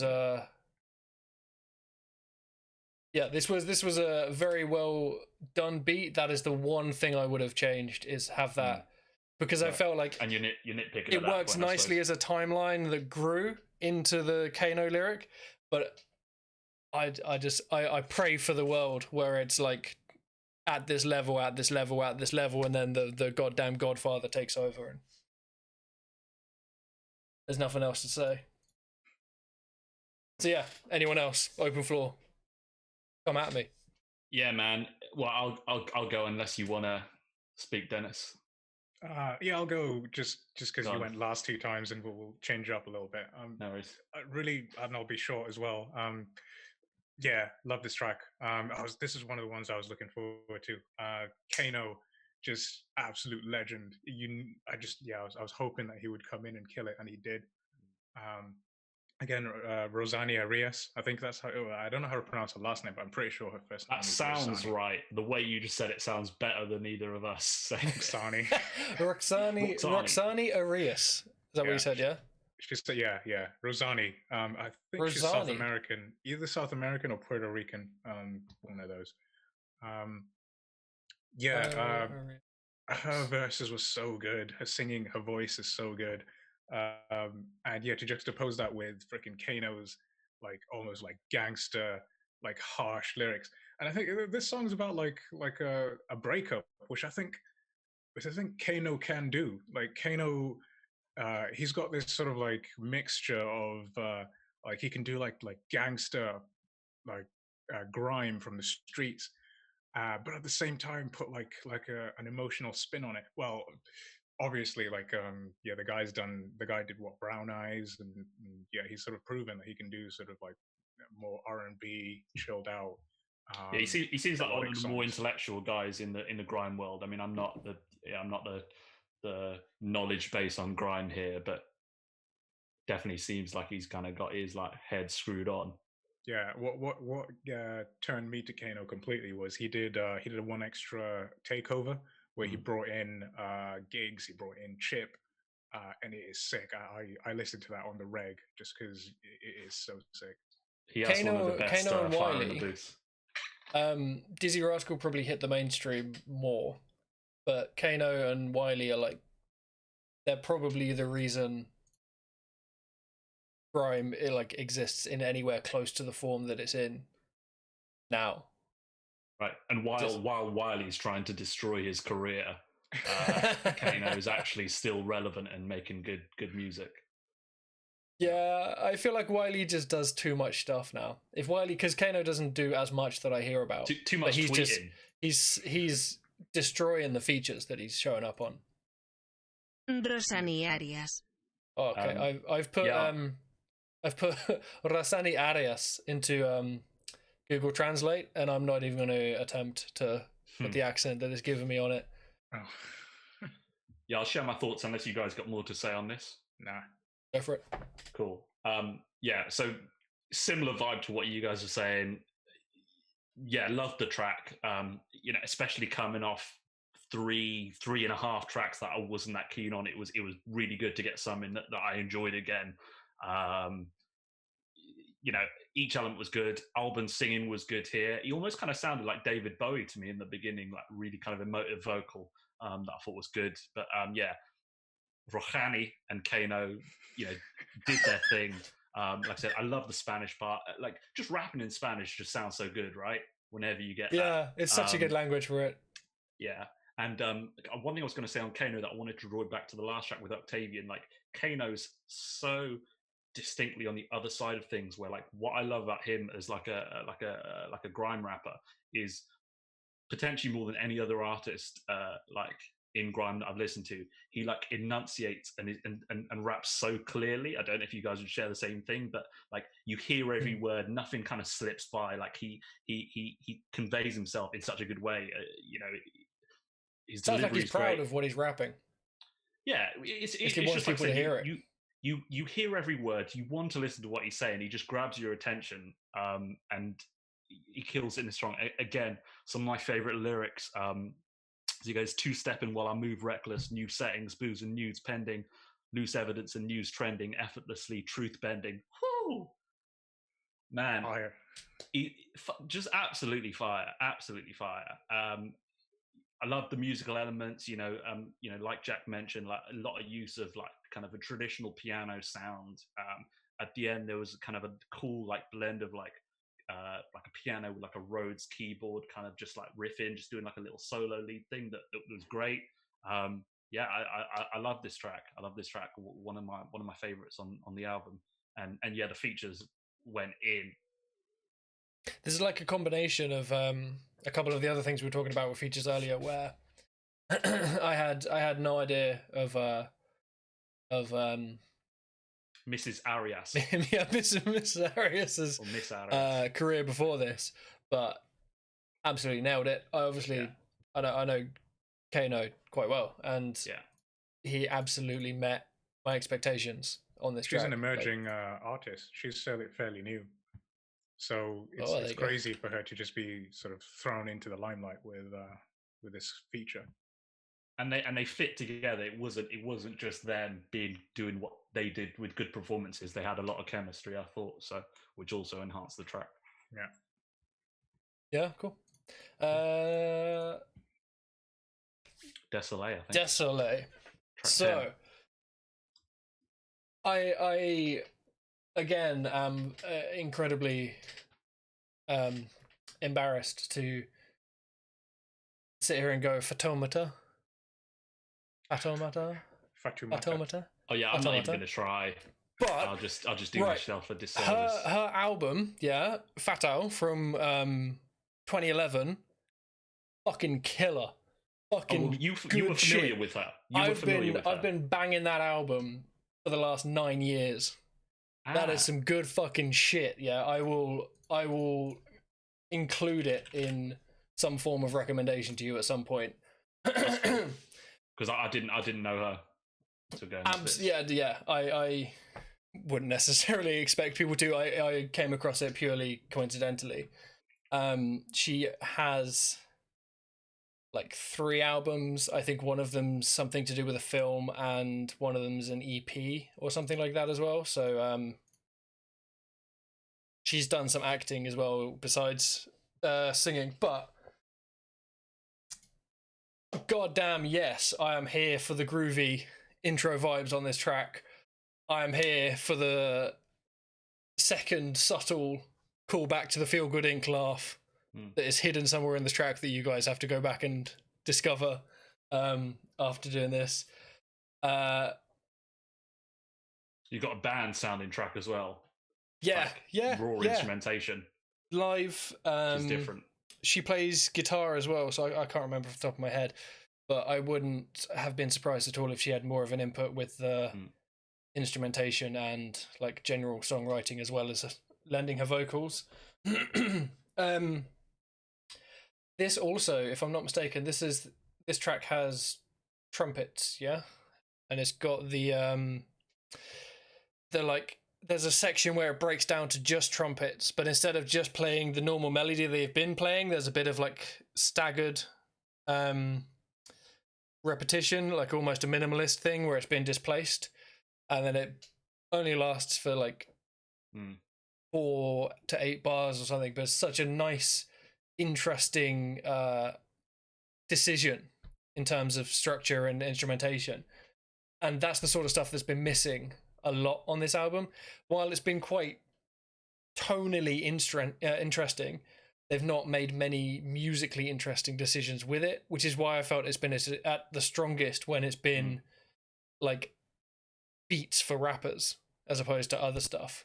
It definitely I would say, yeah, it strayed the most away musically from everything else. Like I said, primarily kind of utilizing kind of the live instrumentation versus a combination of live and synths or whatever. It kind of has the like a natural sound, which I wouldn't say anything has had up until this point, at least on its own. Because everything, like you said, the trumpets, the strings, guitar, it feels like it would be a really great live song. Yeah, I definitely agree. What about you, Dennis? Yeah, definitely agree. Definitely feels like, I agree with you guys in that it feels like a breath of fresh air hearing real instruments as opposed to synths. It's like it feels grounded. It's a very grounded song. Désolé means sorry in French. Fatoumata is Malayan. Malaya, I think, is ex-French colony, so they speak French and Malayan.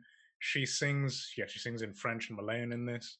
I have no idea what she sings in Malayan. It's not even like in the lyrics. Right. There's no English lyrics on this one, is there? No, there is English for the French, but then when I went on Genius, the Malayan bits are just a question mark. Like, even we don't know. Sorry, bro. But I really liked the fact that Malayan was in there. I mean, growing up, like my parents listened to African music and like not just like their own the music in their language.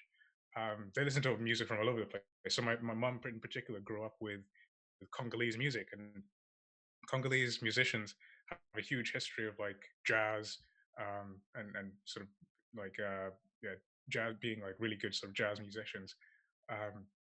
And so she sort of grew up with that. So I grew up with music where like you just heard the voice, but you had no idea what they were saying.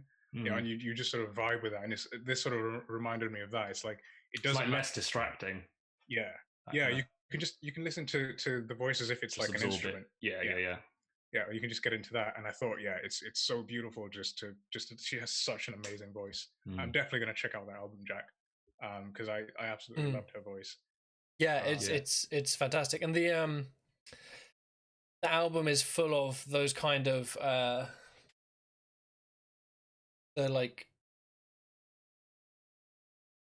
it's I don't know enough about it to describe it properly, but the kind of the way that she's choosing melodies with the rhythms that aren't Western classical tradition choices, but they're like they fit the voice so nicely in the syllables of the words. That's the whole album feels like she's just sat in your living room, like, and she's come over with her guitar and she's just knocking out a few tunes for you.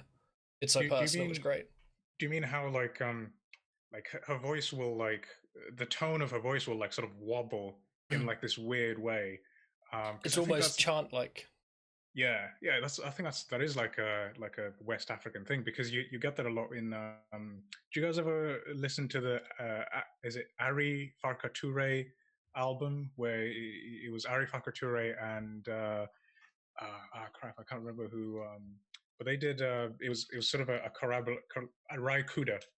So Rai Kuda, blues guitarist, back in the 70s, did an album called Talking Timbuktu with Ari Farka Touré, and it's sort of the same thing. It's sort of this mix of like West African like rhythms and tones and that kind of writing and traditional songs and drums, along with like blues guitar and Western guitar from Rai Kuda.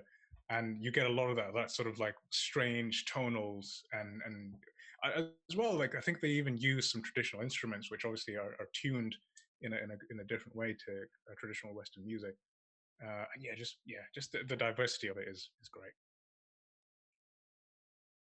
Yeah, I mean, I don't have many different thoughts to either of you. I love this track, one of my favorites. Just so complex but so catchy as well. Like the kind of the hook, just the désolé, désolé, that just stuck in my head for like hours after I listened to it each time. But yeah, the song kind of developed into this beautiful thing in the second half with kind of like the strings coming in, the trumpets, like Jack mentioned. It was great, and such a great voice as well. So I really don't have anything different to say, but it was one of the highlights of the entire album. Okay. It's followed by Momentary Bliss. Of the deadpan way you approach that. I was, at the beginning of this song, so fucking ready for what I expected it to be. I wanted a Streets Blur influenced, very British, like, fuck yeah, it's the end of the album, we've been through some shit, but let's see it off in a good way, kind of stiffer upper lip, but with a party attitude. I was down for that. Can't really get more British than this track, if you were to say. Give me something British. Fucking, do so much better than this, oh Rita lyric, yeah. I was sold. I was 100% in. You couldn't pull me out until that chorus came in. And I was completely back out again. I was all the way out. I couldn't believe I'd like. There's bits of this song that I really, really like. Well, you talking about the bit that's like it makes me sick to think that you ain't happy but skin. Yeah, the bit where they've got 7 different rhythms happening, and it's all like it sounds like you're walking through a market in London. Yeah, like really? I love that. There's a bit of a like that because it's very punk. I thought you'd have liked that. It's very like poppy punk. If I was going to push that, it's not. Yeah, I feel I got the biggest Blur vibe from this track, I think, of all of them. Yeah, definitely. I feel it's also got a bit of I could see elements of stuff that Pet Shop Boys and Madness have done. Probably a plethora of other artists as well, but they're the ones that came to mind. With the like the horns or the synth kind of doubling what the vocals are doing, and having this kind of like scarry kind of bit where the rhythm's not completely set, and the weaker beats of 2 and 4 are kind of emphasized sometimes, but not all the time. Stuff like that I kind of liked, and I liked the vibe generally, more than the 80s electric type stuff. But it was so weird coming to a thin guitar texture after an entire album of really like quite dense, thick, smoky, full, cloudy synths everywhere. It didn't seem like a good ending to me. I'm very glad that we had the deluxe tracks afterwards. So you would say you were like mixed on this, I take it, being that it's the true ending, probably a bad way to close. I would have left with a bad taste in my mouth if this was the final track I'd listen to. Yeah. Desolé would have been a much better finisher if you're looking at that. Yeah, true. Yeah, I mean, I'm this track, I'm so on, leaning more negative. This is a worse track than Friday, or it's not. Nah, it's not as bad as Octavian's fucking drunken. How? At least the music for that is good all the way through. It's so with this track, it doesn't change enough, but this is almost the opposite problem. It changes and it jumps to something that it shouldn't have changed to. That's what I was going to say. So parts of this track I enjoyed. I kind of liked the guitar in the beginning. It was like a slower tempo, like with a chorusy guitar. I thought, it could be interesting, and I was interested to see how Slow Tie would come on it. But then when it got into that main middle bit, I think it was bookended with the kind of slow guitar bit, right, and then the meat of the song obviously was more up tempo, and I really didn't like it. It captured that kind of British kind of 90s punky sound that I really hated, and I was let down. I mean, I'm kind of hot and cold on Slow Tie in general, but this was not a good performance. Parts of this track Yeah. could have been Jamie T songs for me. I would have loved it to stay with those elements more. Yeah, Oh yeah, it sorry, was. I don't know Slow Tie Whenever, or Slaves. yeah, Don't know if either of you guys do. yeah. I listen. Right, I listen to Go some ahead. Slow Tie, but I don't know anything aside from there was some kind of controversy around him a couple of years back or last year. but yeah, man. When like again, trying to come back to the lyrics, like when he's like going into like, oh, you're a turkey twizzler, you deserve school dinners. What? Yeah, I remember that line. Yeah, And what the fuck does he mean? Was, Turkey yeah, I was Twizzlers like, are fucking mint. Yeah, but that's the yeah. When I'm looking at lyrics like that, I'm like, come on, man. I don't want to hear lines like that. It was a bit of a ridiculous track overall. Like I said, I like the instrumentals at the front and back, but it was a weak one overall. I think not one I'm going to revisit at any point. Well, I think both of you are crazy. I have to disagree again with both of you. I really like this track. Although, admittedly, you're right. I think some of the horn section doesn't really work. But what I think does work is the sort of you can do so much better than this. That sort of soft intro, going, and then the contrast with Slow Tie, sort of like that sort of working class, like just like almost guttural, screaming in your face, like frustrated, punky vocals. I thought I liked that contrast, and that's what like stuck. That's what stuck out in the song for me. But yeah, I agree that the chorus lets it down. The when it starts going, it makes me sick to think that you ain't happy in your skin, and then you've got all that chaos going on with the horns in that part. Yeah, not a fan of that part, but what kept me coming back to the song over and over again was the you can do so much better than this, that little bit. Oh, that bit was good. That bit was good because that's Albin's bit, right? Is it? No, I thought it was a collab. There was somebody else who was. I thought he was singing that bit. But anyway, I know the bit you mean. That was a good bit. I figured that was Slaves. Yeah, like input. I don't know their voices, but I just assumed. Yeah, I'm not a Slaves fan. I'm not a Slow Tie fan. I checked out Slaves a couple of years back, but I didn't. Yeah, I wasn't such a fan. And we said at the beginning. I can't remember which one of you said it. I think it might have been Hattie to say at the beginning that it's sort of like there's so many collabs on this, and it's a mark of a good collab if you go from listening to them on this track and then going to check them out. Yeah, I'm not checking out Slow Tie from this. Right. This hasn't interested me at all to think, oh, let me see what else he can do. He definitely has some good tracks, I would say personally, but I kind of feel like he's another artist that's a bit overrated for kind of where he is. It sounds like that controversy, because he was sort of speaking out against Theresa May and Brexit at the time when that was sort of a hot topic. And I think it's one of those things that maybe that controversy outweighed him as an artist. That's my theory anyway. Having no knowledge whatsoever or ever even heard a Slow Tie song. Should we? Yeah. Sorry. Should we move on? Yeah. Okay. So, Retail album as a whole at this point, I'm thinking, it picked up a bit. Yeah, so I think Désolé was so good and Kano's verse was so good that it saved the second half of the album.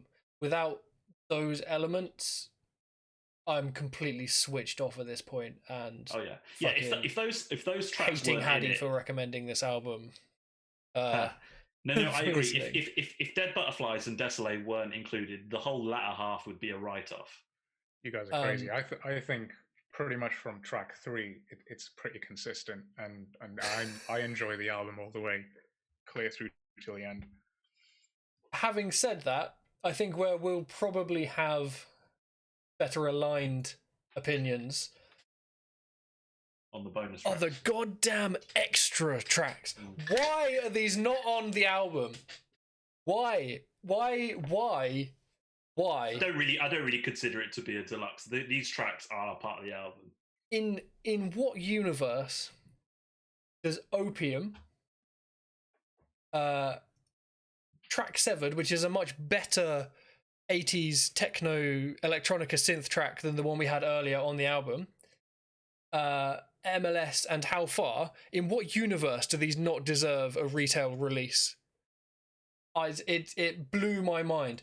I hit the intro of Opium with such a disappointed soul, and then that intro of just nice clean vibes, nice spread out sounds, nice, like, The I'm longest going to track use my as term well. again, that palate cleansing. It gave me time to reset my mind. Yeah, God, I was so fucking happy. Oh, I Bit was of so trivia. good with it. I think this is one of the last tracks that Tony Allen played before he, unfortunately, God rest his soul, died. So yeah, on How Far, yeah, that's a pretty significant track. He kills it as well. He kills it.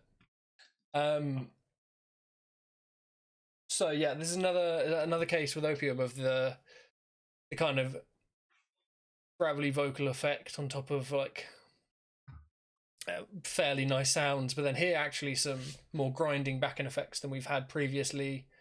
The rhythm of the verse lyrics is fantastic. Just loads and loads of tracks in the album I would replace with this, particularly though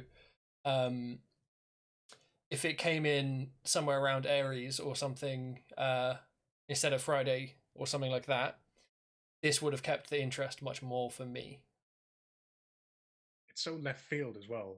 Like it's so not like an 80s pop type thing. It's like like an electronic, almost acid house type thing. Yeah. I mean, I'm the same. I love this track.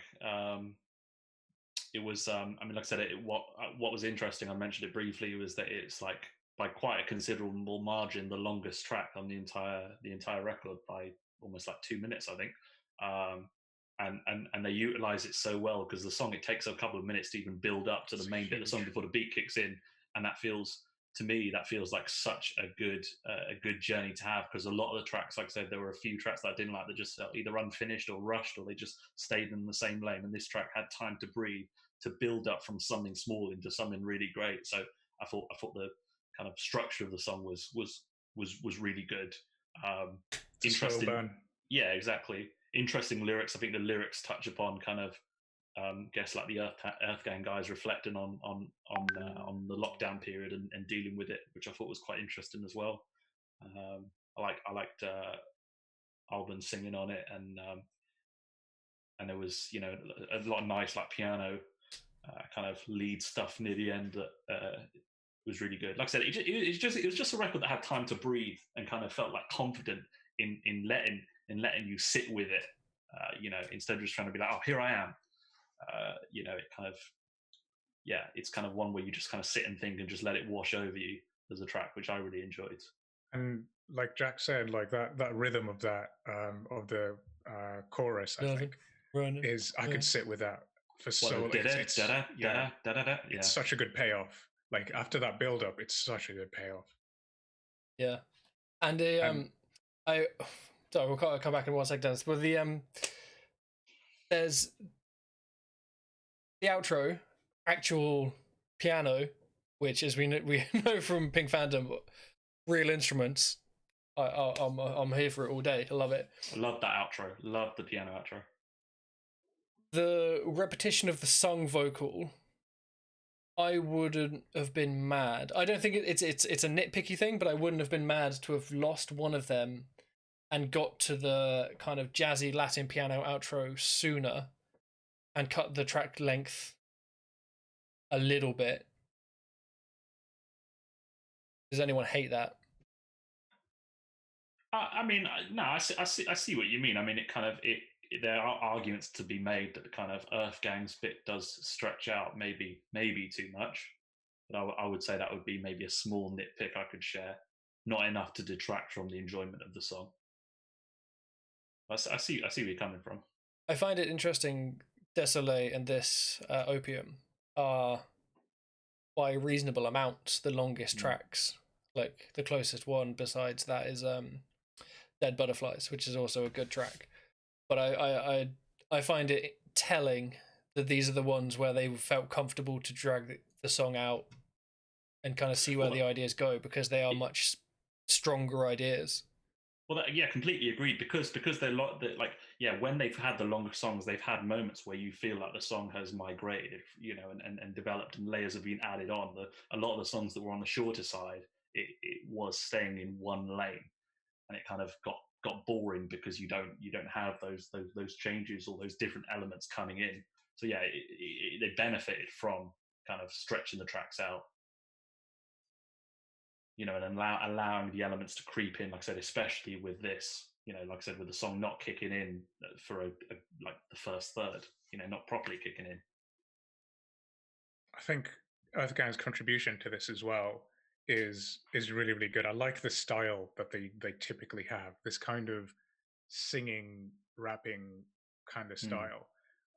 Earth Gang, you know, they are part of the Dreamville crew, J. Cole's label, yeah. J. Cole's label, and I gotta say they are my favorite artists on Dreamville.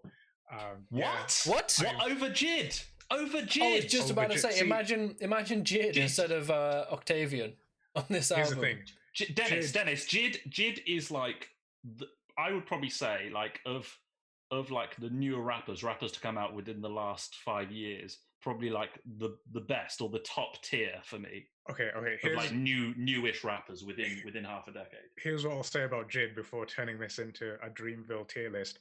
But Jid, I love Jid, man. This is something that's seriously rubbing me the wrong way. Okay, there's a term like that. There's a term that was originally, I think, given to like Griselda, that it's your favorite rapper's favorite rapper. I would say Jid is that. Jid is your favorite rapper's favorite rapper, in that he's really, really technical, and if you're sort of aware of what he's doing, like the way he changes his flows, just the crazy metaphors and the lyricism within it and the genius within it, then yeah, you appreciate it. But if you just go into Jid like, oh, I just want some sick tracks, I just give me a Good Kid, Mad City. Like, give me an album that I can just bump. Yeah, but you can't say like you don't want just good tracks on the dude that released 151 Rum. That's the thing. I rate 151. Never and Off D's, because I know your argument. Your argument is that he's technically brilliant, but he doesn't necessarily make good songs. I find the opposite. I find he's got the technical and he makes songs that fucking catch you. Obviously, that's going to be personal preference, but I'm the same as you. I don't like technical rappers if they're just technical and can't write a good song, and Jid can write a good song. So I think you're wrong. But I see your argument, but you're wrong. We'll come back to this tier list another time. I was just thinking, it might be... But when I first discovered Earth Gang, I couldn't stop listening to them, just because I'd never heard that style, that thing that they do, where it's sort of like singing, but at the same time it's rapping. I'm hard pressed to find anyone else that sort of, I guess they're a bit of a poor man's outcast. Let's be honest. Yeah, but in this time of an outcast, in this time of an outcast drought, yeah, you'll take what you can get. Yeah. So it's a very extended outcast drought. Yeah, potentially the rest of our lives, along with the one Andre 3000 verse you get each year or every other year. Yeah. The occasional big boy collab. To be fair, I was saying about it earlier. Give me that collision course, the big boy Andre 3000 collision course. Just anything to trick him into getting into a studio and making an album. I think they're both featuring on an album on different tracks. Might be a Goody Mob album, I think, upcoming, where they're both on it but on different tracks, which is a bit of a shame. But still they're repping that Dungeon family. Yeah, they got to go with their boys, right? Yeah. If anyone's going to get them together. I loved that Earth Gang brought that style to this song, and yeah, this definitely deserved to have been on the main release, because I think more people need to, I think Earthgang are still a little bit like underground at the moment. They're not one of the big sort of names within Dreamville. So yeah, it would have been great. Do you think for them they're to lesser get- known than Jid? I think so because they don't have that much out. They have EPs out, but I Right. haven't seen that they have like a solid album out yet. Yeah. So they probably tour with them and they're probably up on stage with them. Right. But yeah, they're probably not as big as because people, so many people are rating Jid. So many people are talking about Jid. Obviously, there's so many people are talking about J. Cole, but there are a few artists in there who've got the odd single, the odd EP, but not like a full album. But yeah, let's not turn this into a Dreamville tier list. Cool. We should do rapper tier lists though. Yeah. And like Yeah, definitely. record label tier lists, because I was thinking about this the other day. Back in the day, we could have done Scurrilous, not Scurrilous. What was the record label that had all like Vela Mayer and like everyone while we were growing up? Sumerian Records. Imagine the Sumerian Records tier list, yeah? Like that could be fun. Yeah, We could that's do good that, shit. yeah. Very good shit. Well, should we, in the sake of time, we should probably wrap through these last 5 tracks. Yes. So Simplicity. I thought the crooning was a bit one-dimensional for me. I wasn't around for it as much. I've got no idea who Joan as a policewoman is. I can't say I'll be checking them out. I thought instrumentally this track was still nice. I feel that way about every track post Retail. Yeah, still on that live instrumentation vibe.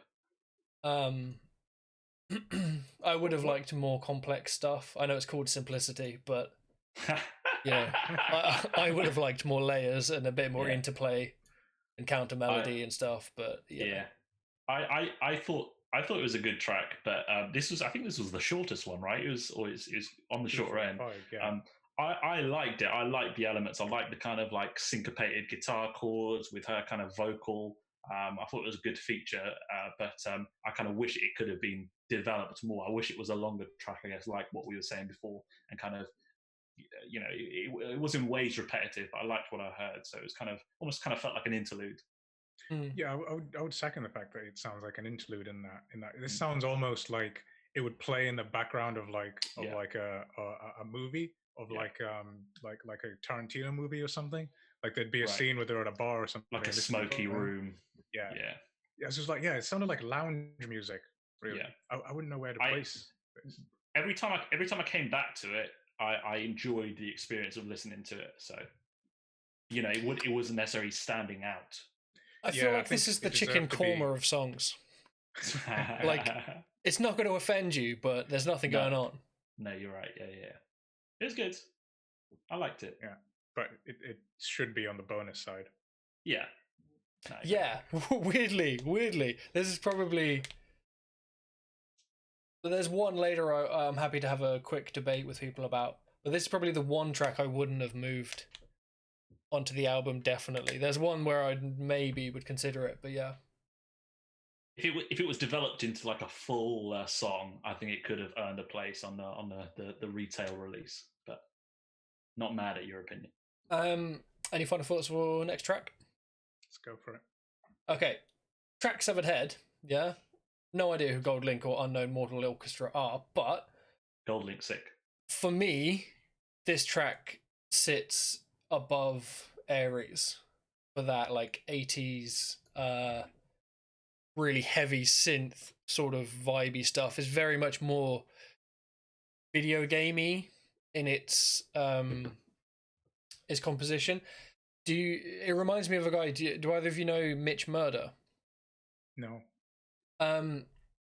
Worth a look, but if you guys weren't into him or don't check him out, I wouldn't be as mad as if I will be as if Dennis never listens to Pusha T again. But yeah, like it's very Mitch Murdery. Yeah. Let's never let him forget that, Jack. That Pusha T I'm already planning new episodes in my head. Based solely around that. But yeah, like there's a nice ebb and flow with the vocal again. They've obviously, because because it's a singer as the primary composer, you can tell a lot of thought goes into how the interplay between the vocalist and the backing track is going to work. Yeah. Again, this track hits that mark. I feel like it had more potential than it got to realize on the album. Completely agree. It was a song with a lot of potential that didn't necessarily deliver. Yeah, which is hear a kind better of song in there. is kind of how I feel about Mitch Murder as well, which is probably another reason it gave me that comparison. But yeah, thoughts. Yeah, I mean, I'll go quick. Like I said, not too much to say. I'm quite a big Goldlink fan. I would definitely advocate you guys check him out. But you may not want to if you're not that hot on the track. But he's generally good. But a little bit of a letdown feature. I mean, like I said, the kind of song does feel unfinished in some ways. And it sounds like there was a good song in there waiting to get out, but they didn't refine those ideas that well. Damon Albarn's voice was a bit too monotone on this, and there was nothing that really stood out or captured my attention, even upon repeated listens. But it was okay. Definitely a mid to low tier track. What about you, Dennis? Yeah, thought it was all right. Yeah, it didn't really so much stick out. I liked that he included a house track on the album. Again, just giving you that variety of genres. Goldlink actually does quite a lot of like rapping, but with a house beat, so it kind of does fit with his kind of style. So, well, in his discography in general. Yeah. I mean, he's really interesting because he definitely, I'd probably say, he has albums that are kind of almost similar to this in terms of he explores so many different genres, but manages to rap over them. But definitely, he does have some housey songs. So yeah, I'm not familiar. It's just not one of his best performances, but yeah, it's not him out of his element. I'm not familiar with Goldlink. Is he the one that's sort of rapping with that sort of really sort of high pitched sort of almost like that high pitched tone? If I'm describing that correctly. No, that's Danny Brown, isn't it? No. Is he the one that's sort of like that very trebly tone? I'm describing. I'm not getting terribly. What you mean. Is he on this song? As in, yeah. He's the, he's the main vocal. He comes in about a minute and a half. Oh yeah, okay. He's kind of rapping, but with a kind of melody. Oh yeah. No, I really. Yeah. No, I really like that style. So yeah, I might check Goldlink out from this. I'll give you some recommendations afterwards. But cool, but yeah, don't think it deserved to be on the main album, but still enjoyed it. Still pretty good. Okay. I would be surprised if this was anyone's favorite track. In general. Yeah. But it wasn't terrible. So, with Love to an X, yeah, I would debate for a place on the album. To be fair, I would. Track Severed Head for the instrumentation, I really enjoyed that. I would replace the track on the album with that. Here, I would debate it. I am so 50-50 on this song, right? First thing I want to bring up is that the bass on the intro is literally the bass from Bigger Than Hip Hop by Dead Prez, but without the effect on it, which is a fantastic bass line. But just that one, yeah, it took a lot to get that out of my head the first time I heard it. I kind of love and hate this song. It could have developed into a really, really sick song. It could have gone somewhere. It doesn't. But the place that it stays is nice.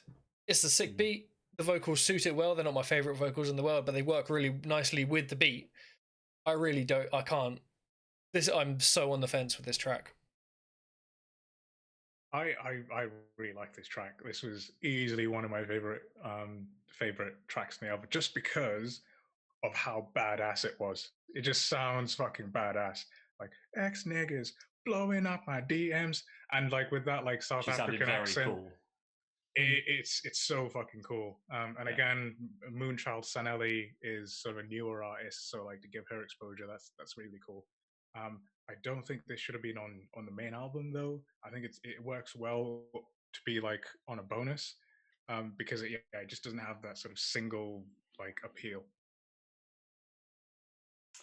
Yeah, I mean, I'm I'm leaning more towards Dennis than Jack on this one. I actually really enjoyed this track. I mean, like I said, like I'm not familiar with like Moonchild Sonelli, but she did her thing. Like I like the instrumentation, kind of like the kind of dark synths with the kind of like almost like tribal sounding drums, and she just like delivered like such like a confident, effortless, like kind of like verse.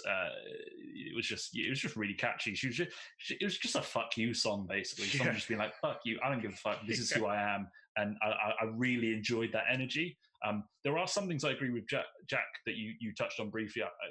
It did kind of stay in the same place, and it didn't necessarily, like, the energy level was kind of always at 5 or 6. Well, I kind of felt like, because it was such like a like fuck you song, like I'm going to talk my shit, it would have been nice, like, say at the end, if if she started like shouting, or the music got like a bit more cacophonous to kind of emphasize like the theme. But again, for me, that's more of a nitpick than a problem I had with the song. I was overall quite positive. One of my favorites, I would say. They should have got a Dead Prez feature. Just get him to come and use the rhythm from the verse in it. That would have dropped the hype, because it was all that like really laid back style, wasn't it? And if you get I'm better than that, let's go with some fun, better than that. That would have like boosted it nicely. Yeah. It's just one of those songs where it's like, if this came on when you're just walking down the street, you feel like a badass. You know what I mean? Probably more so. Probably more so if I was a woman, to be fair. But yeah. Yeah, that's why. Do you not have any exes calling up your DMs? Yeah. I can't like empathize or relate. But if I was a girl, I'd be like, yes, this is my fucking anthem. Yeah, that's why I'd be reticent to like bring in Dead Prez on this, because this seems like right, one keep it female. Yeah, I agree. Okay. MLS. I have heard the name JPEG Mafia before. I can't remember listening. I recommend you listen to it. I've probably heard from you in that case, in that reaction. I don't know Chai either. JPEG, just before we go into it, JPEG from last year released one of my favorite albums. So yeah, I think very highly of this guy. But sorry, go on. One thing I noticed, just because I taught it earlier in the week, the Anacrusis pickup at the start of the track was fantastic, and especially like it fits the mood really well, and it goes into that like 90s vibe. And I was this is much more my speed. I was so happy to hear that 90s shit over the 80s heavy album that we've just had, with all that like 80s influence, and even like the early 80s.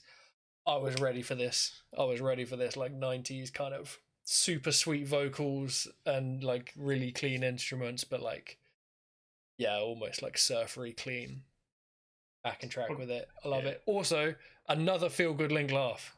So I'm giving you these Easter eggs. And you must be really good at Where's Wally, but yeah, the Where's Wally audiobooks. I nail them every time. Yeah. Yeah, what you thinking? So you positive on this one then? Yeah, I thought it was good. I liked it a lot. Yeah. I mean, I agree. I like the track. I didn't love it because I'm a big fan of JPEG. I think he did his thing on here. It was just a fun track. It wasn't anything that was like, oh shit, I'm blown away. It was just like fun. It was loose. It was catchy. It probably, because it was kind of quite a simplistic track, I don't necessarily think it has some of the replay value as you'd get with some others like Desolé or Opium, tracks that spent a long time kind of building up. But it was just fun. So I enjoyed it. Yeah, it was really fun. And to be honest, I'm a huge fan of hip hop reaching out across the Pacific Ocean and collabing with Japanese bands. Freaking Mos Def, E Honda, DJ Honda, that worked. And so huge fan of that. Chai are an all-female band from Japan. I really liked their cutesy sort of Japanese vocal, sort of that sort of there's what is it, that tsundere, like that cutesy, there's a name for it. We're in the weeb hour now. Yeah, well, no, there's a proper name. I think it is tsundere. Yeah. which literally means like cute, and it's literally like a thing, like it's like a style. You get it in like anime, you get it in like even baby metal, for instance, where they'll have that sort of like cutesy. Oh, like a cute and aggressive girl type thing, right? No, it's not even aggressive. It's just cute. Okay. It's just Oh, like just super cute, super okay. cute. Tsundere Alright. means like cute, I Okay. think. And yeah, it is tsundere. I love that, and sort of the hip hop coming in. It's really cool. Wasn't a fan of JPEG Mafia, but I will probably check him out from this. Like I said, the last album he put out, what's it called? I think it's called like All My Heroes Are Cornballs. Oh, yeah. Fucking great. Like that's the one to listen, I would say, guys. I've heard of it. I think it's massively critically acclaimed. So Yeah. and obviously from the Big Hattie. So yeah, check it out. And he has a cool thing where like I've not really heard him go onto a feature and like not fit. Like he has a very like adaptable style. So yeah, he's up there as one of my like newer rappers, along with Jid from like the new school last couple of years type thing. Speaking of not that. The transitions. Tony Allen and Skepta absolutely blowing the shit off the end of this album. Yeah. With guitar, kick, heavy beat. This was hard. Skepta fucking killed it. Absolutely incredible feature. I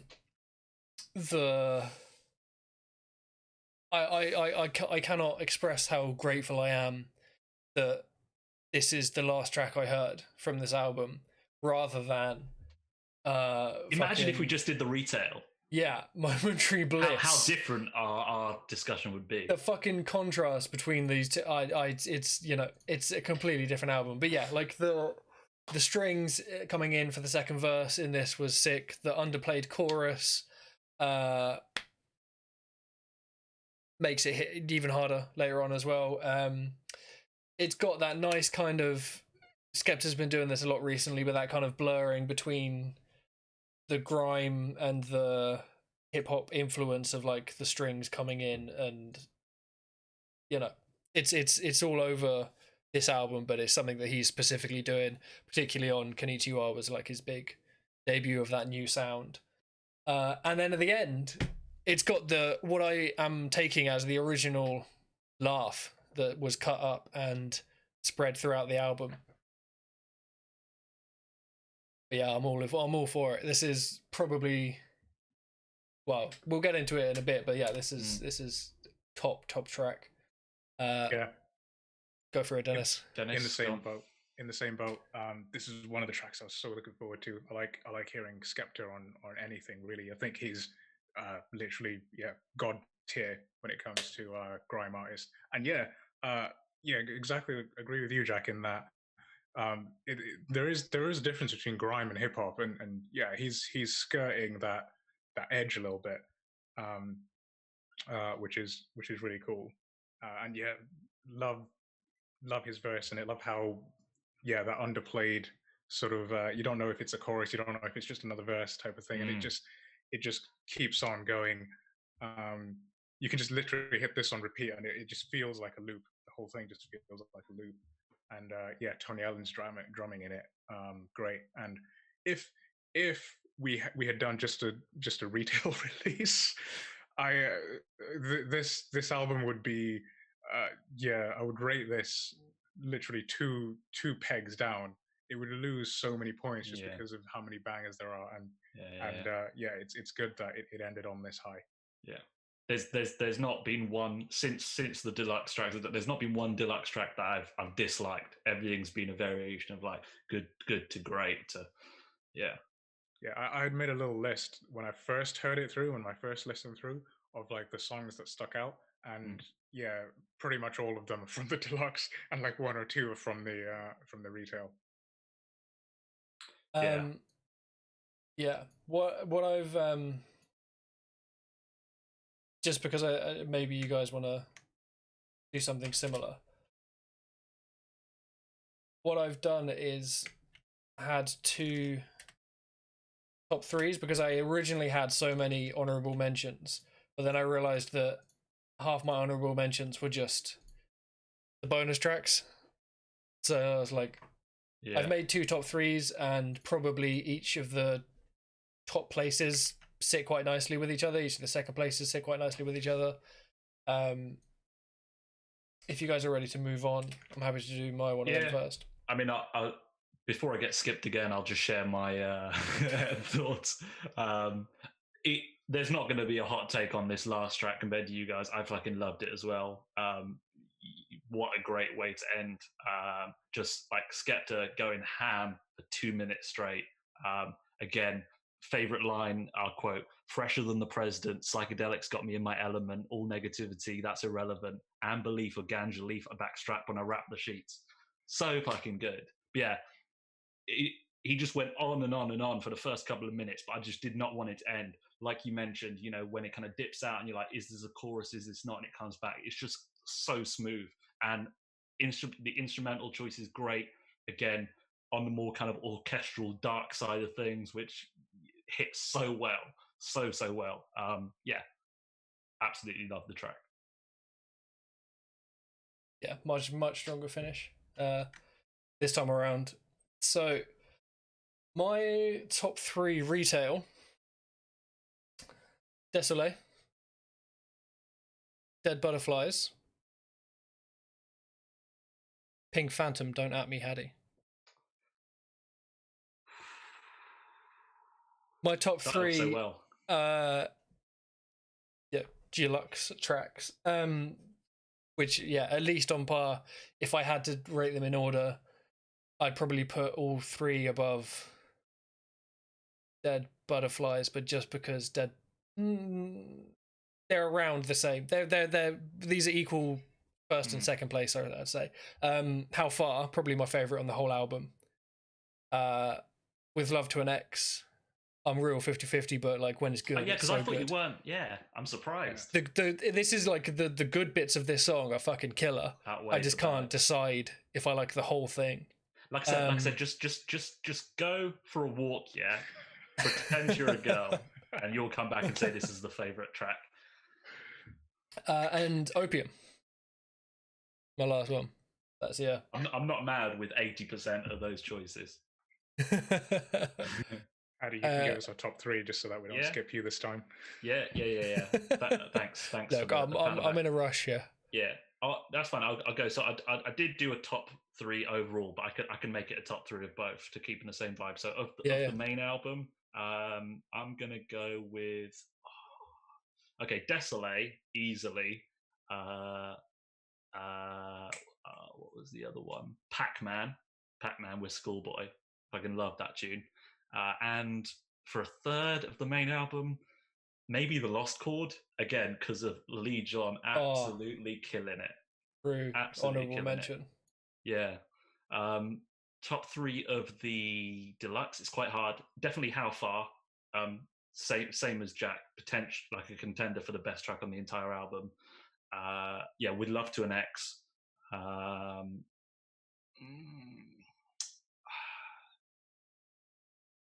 I don't know, maybe Opium as well, but not as hot as the other 2. Definitely, How Far and Love to the Ex are the standouts of the deluxe. All right, so my top 3, Hattie's Crazy. Okay, so what I'm going to do... Don't say Aries, bro. or the pink Aries Friday. So I'm going to be different. I'm going to just look at the album as a whole, and then I'm going to give you some honorable mentions at the end. Okay. So top track for me was Opium. That's why Hattie's Crazy. I love that. I love the rhythm. I love how it swings. I love the build up. I didn't beef with Opium. But the reason why I think it's crazy is you ummed and ahed about even putting it in like a top 3 of the bonus. Sorry. Sorry. No, that is solidly in the top 3 of the bonus. Okay. I think Jack did. Yeah, Jack definitely put Opium up in there as well. So my top track is Opium. My second best track, I know you guys are going to hate it, but Aries, just because I love that 80s sound. It's so generic though. It's one of them. Man. It is, but it's like a time capsule. It's like going back in time, which is what I love about it. You take the positive, I take the negative from that. And it's actually a little bit cheesy, and I kind of love that because it's like so cheesy. But yeah, It's like a lesson in why we're lucky to have been born after the 80s. You're not wrong. You're not wrong, son. And my third is with Love to an X. Looking at the album as a whole, it's just so like Hattie's absolutely right. If you were walking down the street and you felt very feminine in that moment, this would be so badass. It's just such a badass track. No Désolé for you. Honorable mentions. Okay. Again, this putting together, because I wish we had this idea of doing 2 top 3s, because I would have loved to do 2 top 3s. Yeah, I literally just did it as we went on. Yeah, we should have. How about a top 17, guys? Aries still ain't making it. Yeah. I'm gonna say Aries, Friday the 13th. You guys didn't like, but I quite like Friday the 13th.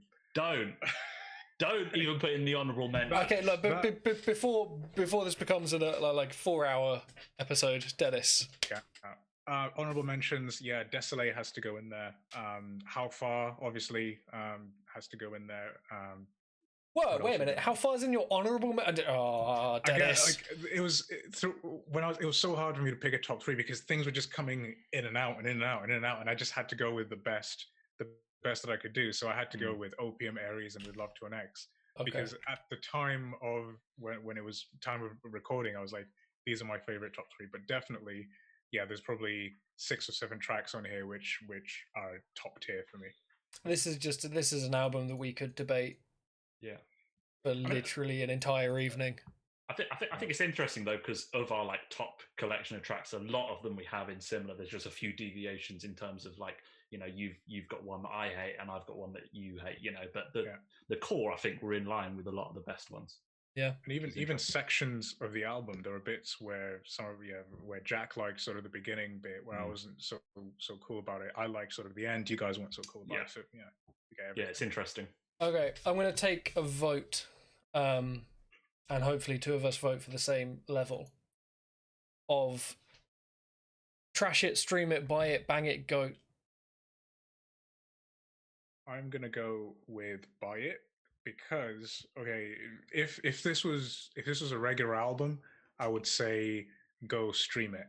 But this is a Gorillaz album, and this is a multimedia thing. So if you buy the special edition, you'll also get a comic book with it, which sounds kind of cool.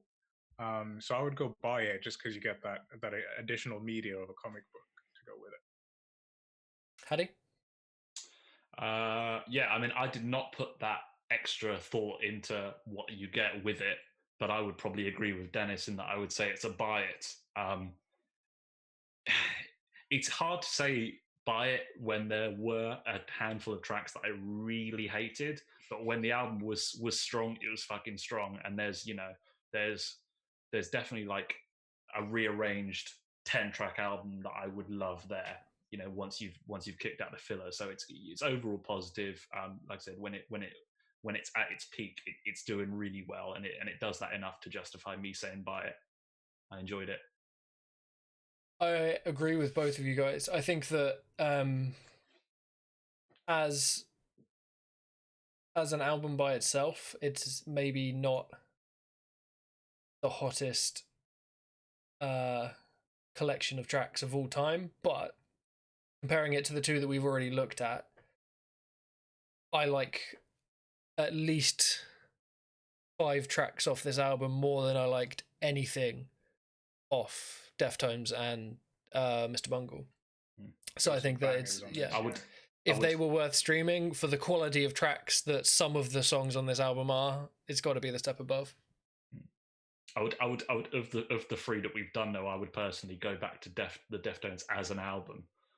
While with this, you know, there's going to be things that I will always pick. Again, that's going to stem from the huge genre diversity and obviously personal biases in terms of taste. But well, it's 17 whole tracks. Okay. It is up there. We have spoken. I think that is going to bring us to an end for this week. Look out in the midweek for discussion on how each of us approach new music from an artist. Then we're going to look at both discographies and just new releases. So definitely stick around for that. That'll be on YouTube. And then next week we'll be doing System of a Down tier lists, where I'm expecting quite similar answers, and I'm ready to physically fight any of you that disagree with what I say. Now, I know there's going to be some crazy takes from you guys. I fucking know it. I'm so looking forward to this. I was prepping yesterday, just going through the music videos, and was Toxicity. I lost my shit last night. Started breaking chairs and shit. Literally, just took me all the way back to being 16 and all that angst. Like, man. Yeah. All right. Cool. So we'll catch you guys then. Thanks for sticking around. Peace. Later. Later.